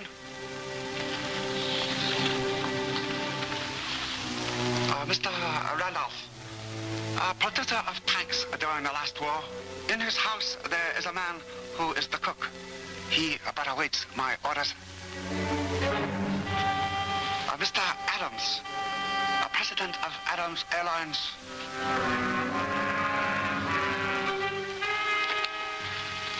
Mr. Bishop. He will provide the heart and soul of this craft. Delicate radar equipment. This operation must be slowed down, sabotaged. I will end it. Mr. Bishop will be first. What are we, children? We have to keep this project hushed up? Security, Mr. Bishop. We have our nation's security to think of. You don't tell secrets to a potential enemy. And you don't have security if you can't scare the pants off that potential enemy. Now, I say let's worry him. Let him know what we got. Let him know what our weapons are and what they can do if he ever decides to play rough. He has his weapons too, remember, and he's not telling us. Yeah, but we get the stockpile. And we're the boys with the know-how to build it quicker and higher and faster. I'm sorry, Harvey. I must side with Scott on this one. We're out to produce the fastest, deadliest jet planes ever designed. And if anybody, unfriendly to us, gets a look at as much as 1 inch of it, they'll ram it right back down our throats. Not that fast, they won't. And by that time, we'll have something better and bigger.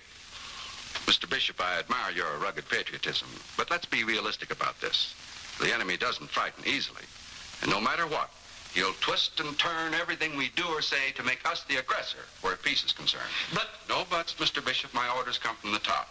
And I'm giving them to you, gentlemen.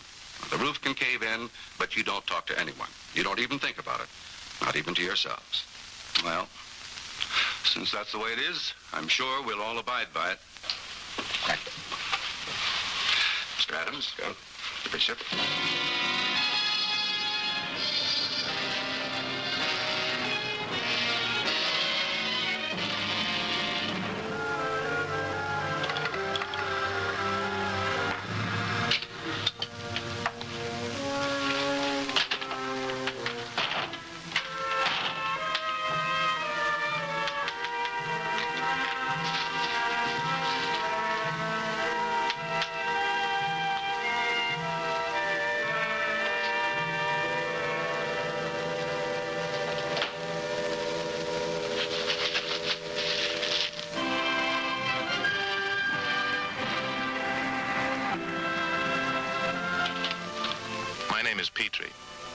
Petrie, doctor of medicine. I'm attached to the Surgeon General's staff. I'd worked in some weird ones, but when Scott, Assistant Secretary of Defense, called me in on this case, it was the topper. Talk about your gas chambers. Bishop was dead 6 seconds after he opened that box of cigars. Very ingenious. A tiny aerosol bomb containing poison gas. It's got the boys over chemical warfare baffled. But, Mr. Scott, I think I have a pretty good idea in all of this. Who made the bomb and who planted it. A number of years ago, Sir Dennis Nayland Smith and I were working on a case in the Far East. Is this your only copy, Dr. Petrie? Oh, yes, sir. This case is closed, Doctor. But, Mr. Scott... Now, I know I'm under your orders, but a man has been killed, murdered, and he was killed by one of the deadliest, if not the deadliest, concoctions of poison gas ever devised. And there's only one man in this world evil enough to have created Perhaps you didn't hear me, Doctor. This case is closed. Some items are stamped for your information only, confidential, top secret. We don't even have a rubber stamp to label this one. It never happened. That's official. Well, if that's the way you put it, That's the way I put it. and you have no further need of my services.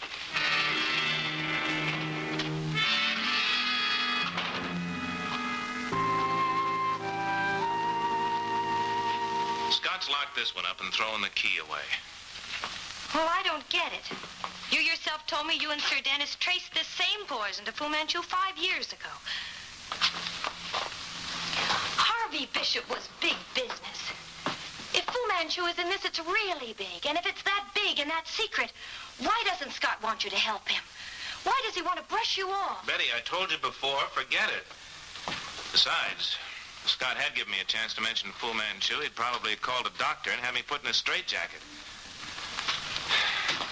Please, Betty, do me a favor and just make like nothing happened, will you?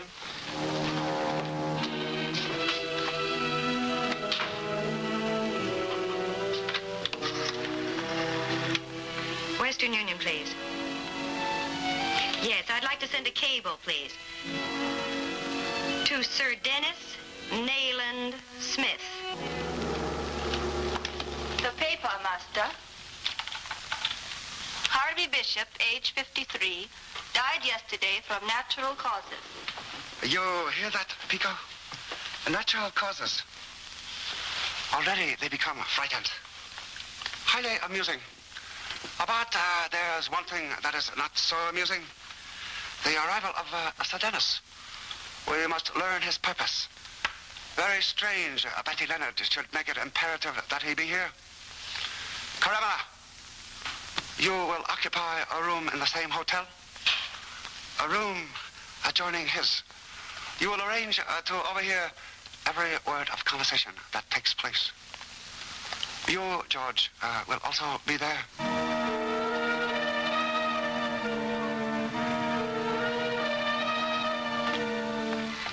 Where would you like your bags, sir? Well, put them on the bed, please, son. Your keys, sir. Thank you. Here.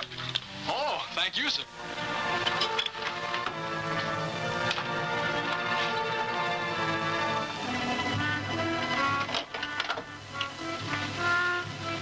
Pleasant 272095, please.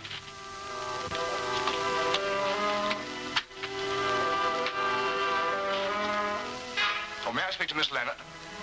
Oh, hello, Betty. I didn't recognize your voice. I just this moment checked into my hotel room. Oh, Sir Dennis, it's good to hear your voice again. Dr. Petrie should be there any minute. So Petrie's on his way over, eh? Oh, well, I'd better explain. He doesn't know he's coming to see you. He doesn't what? Well, it's a long story, and I don't want to talk about it on the phone, but... Well, John's hands are tied, and I took it upon myself to cable you. Sounds pretty important. It is. Well, I'll do my best to keep the old boy cool, calm, and collected. Well, thank you, Sir Dennis, and I'm sure I'll see you very soon. Of course, Betty. Yes, it was quite a pleasant trip. A little rough over the Atlantic, but we eased round through the Azores.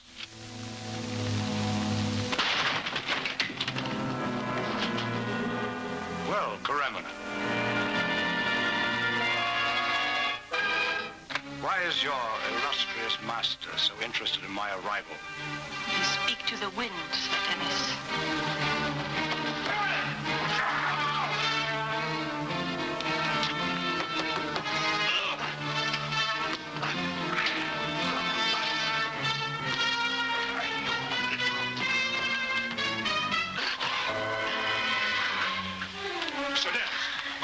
about? What are you doing here? I'll tell you later. The criminal was in this room. They'd had my room bugged. The next thing I knew, I was being attacked by this young man. Why, may I ask? Well, I was bringing up your trench coat from the desk where you left it. Oh?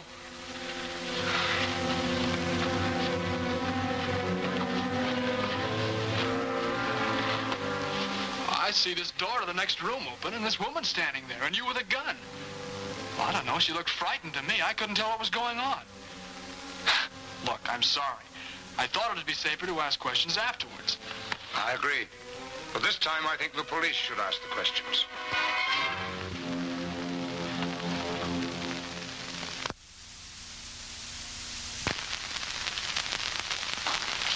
We've tried all lines of questioning, but we can't shake the boy's story. If we had just one shred of evidence that his attack was deliberate, we could hold on to him, at least for a court hearing. But I'm afraid we'll have to let him go. That kid's heart pumps ice water. I am still not convinced. If for no other reason than this identification you ran down on him. You see, the irony is, I knew the boy's father. I knew the case he was working on. Then suddenly he disappeared.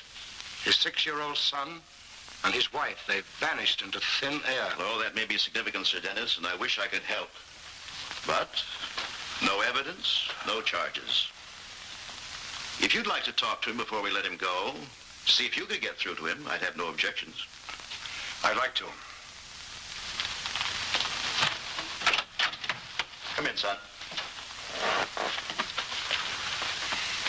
Sit down. Mr. Brackett here sent your fingerprints through for the regular routine check. We got back an interesting report. I never had my fingerprints taken till I was brought in here. We didn't say they came from police files. No, we got them from official government files, the State Department. They were taken when you were a baby. You're crazy. I don't think so. How well do you remember your father? Well, that's none of your business. It turns out that I knew your father. I knew him well. Do you know what kind of a man your father was? Well, I'll tell you. He was a good man, and he was proud of his family. He loved his son very much, and he loved his country very much. That's why he risked his life as an intelligence officer. He was stationed in the Far East. It was there that I discovered that we were both hunting the same man, only your father came closer to trapping him than I did. Too close, I'm afraid. No one ever heard from him again. From your mother, or from you. Until now, that is.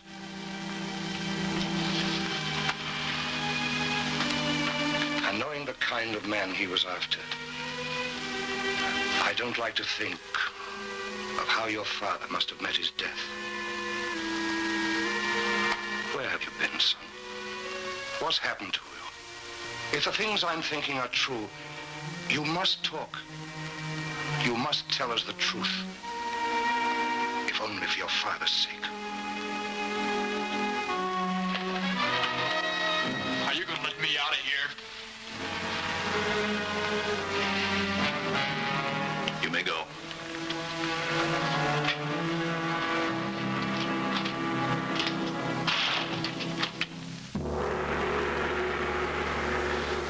Was it not possible for George to leave with you?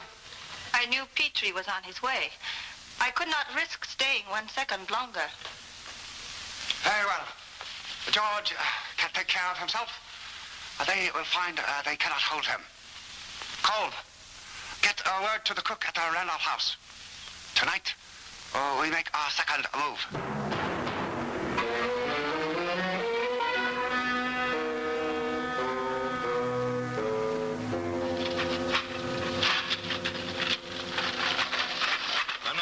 I don't think I'll eat anything, thanks just the same. Not eat anything, monsieur? Oh, but you must, monsieur. This is an old family recipe. Yes, a pièce de résistance for over 3 generations. Come, monsieur, try some. You win. Bien, monsieur, bien. And now, monsieur, for an appetizer, Some Burgundy, 1863, a delicious vintage. Please, monsieur.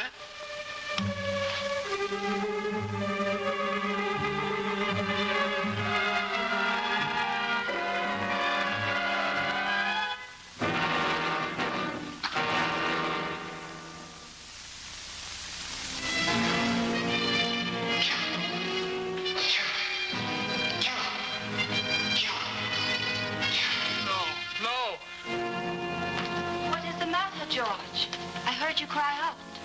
Oh, I must have been dreaming. Go to bed now. You need the rest. Karimna, did you know my father? Did you know who he was? Or how he died? Why do you ask that? Oh, I don't know. Fu Manchu has always told me how close my father was to him. That when my father died, his last request was that Fu Manchu bring me up to take my father's place. If the master says it, then it is so. Yeah, I guess you're right. Why don't you go to bed now and not trouble your mind about these things?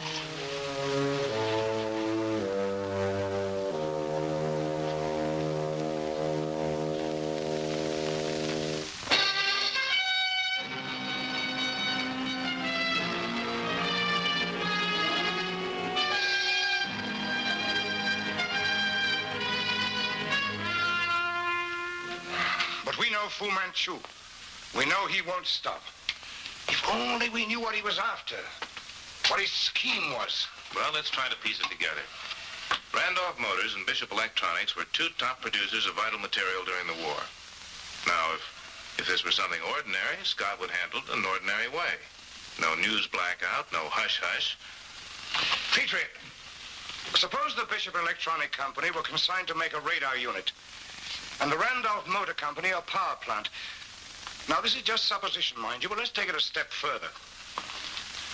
Who would be next in line to build a plane to house these parts? Well, let's see. There's Horton, Fairview, Adams. Adams? Well, they have a plant here in the city, don't they? Yes, they're building experimental guided missiles for the government, as well as new type planes. Come on. Perhaps Adams will talk.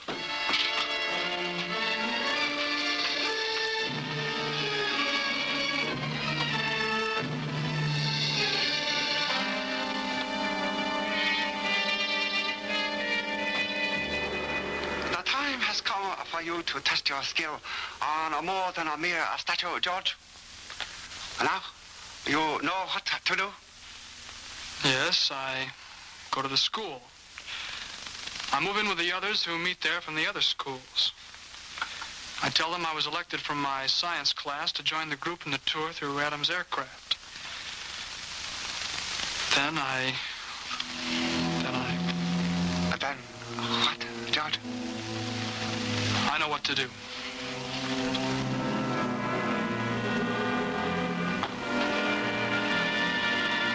Cole. He has been acting strangely. See that he is watched. If he should fail, we have another to complete the third and final assignment. Yes, Master.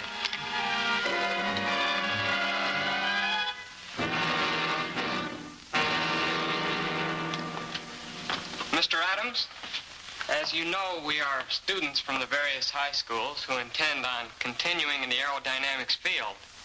We'd all like to thank you for letting us tour through your plant. Well, you're certainly very welcome. Gang, we've come a long way since a couple of brothers spread their wings and left the ground at Kitty Hawk a little over half a century ago.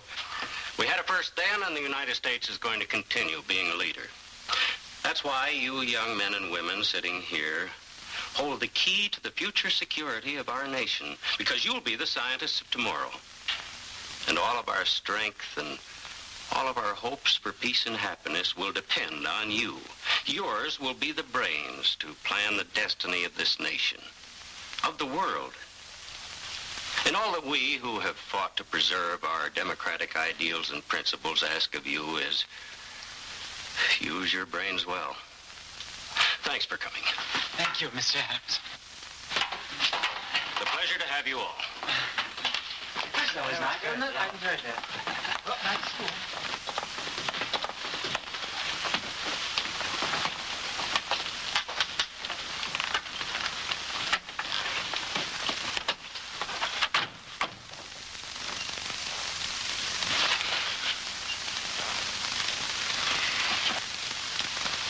Yes, son? Mr. Adams, could I ask you a question, please? Of course, son. It's about, well... Yes? Nothing.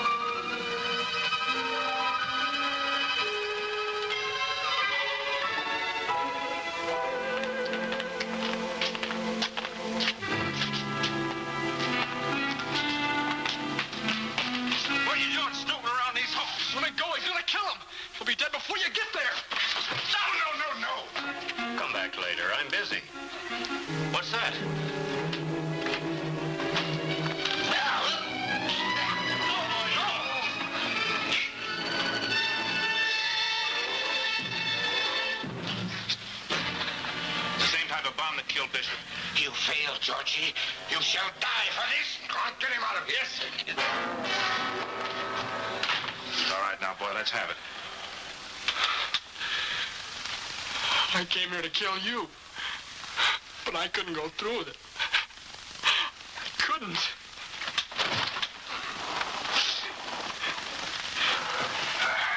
The man you and my father were after was Fu Manchu, wasn't it? Yes, that's right. I know that he lied to me about my father now. I know that he must have killed him, he and Cole. I hate him. I hate them both. Trying to make me just like him. Think like him. Act like him. To hate the way he hates. Please, don't take me back to him. Don't take me back to him, please.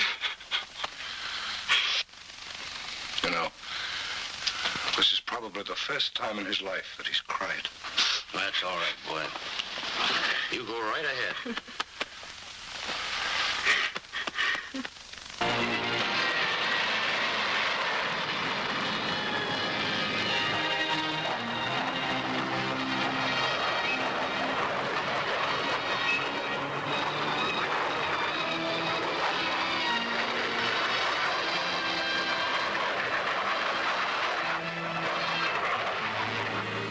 Congratulations, Mr. Adams. Your test was a complete success. The government's going to pick up your contract. Well, I guess in a way I have George to thank for that. Maybe even someday he'll help me launch that first artificial satellite into space. You know, he's been placed in my custody. Which must be a bitter blow to Fu Manchu. Mr. Dennis, I want to apologize for the way I acted, but my hands were completely tied. I had orders from the top and had to carry them out. I understand, sir. Just as long as we win the race. And we'll keep on winning it. Now that you're in full production, we can release the facts to the newspapers.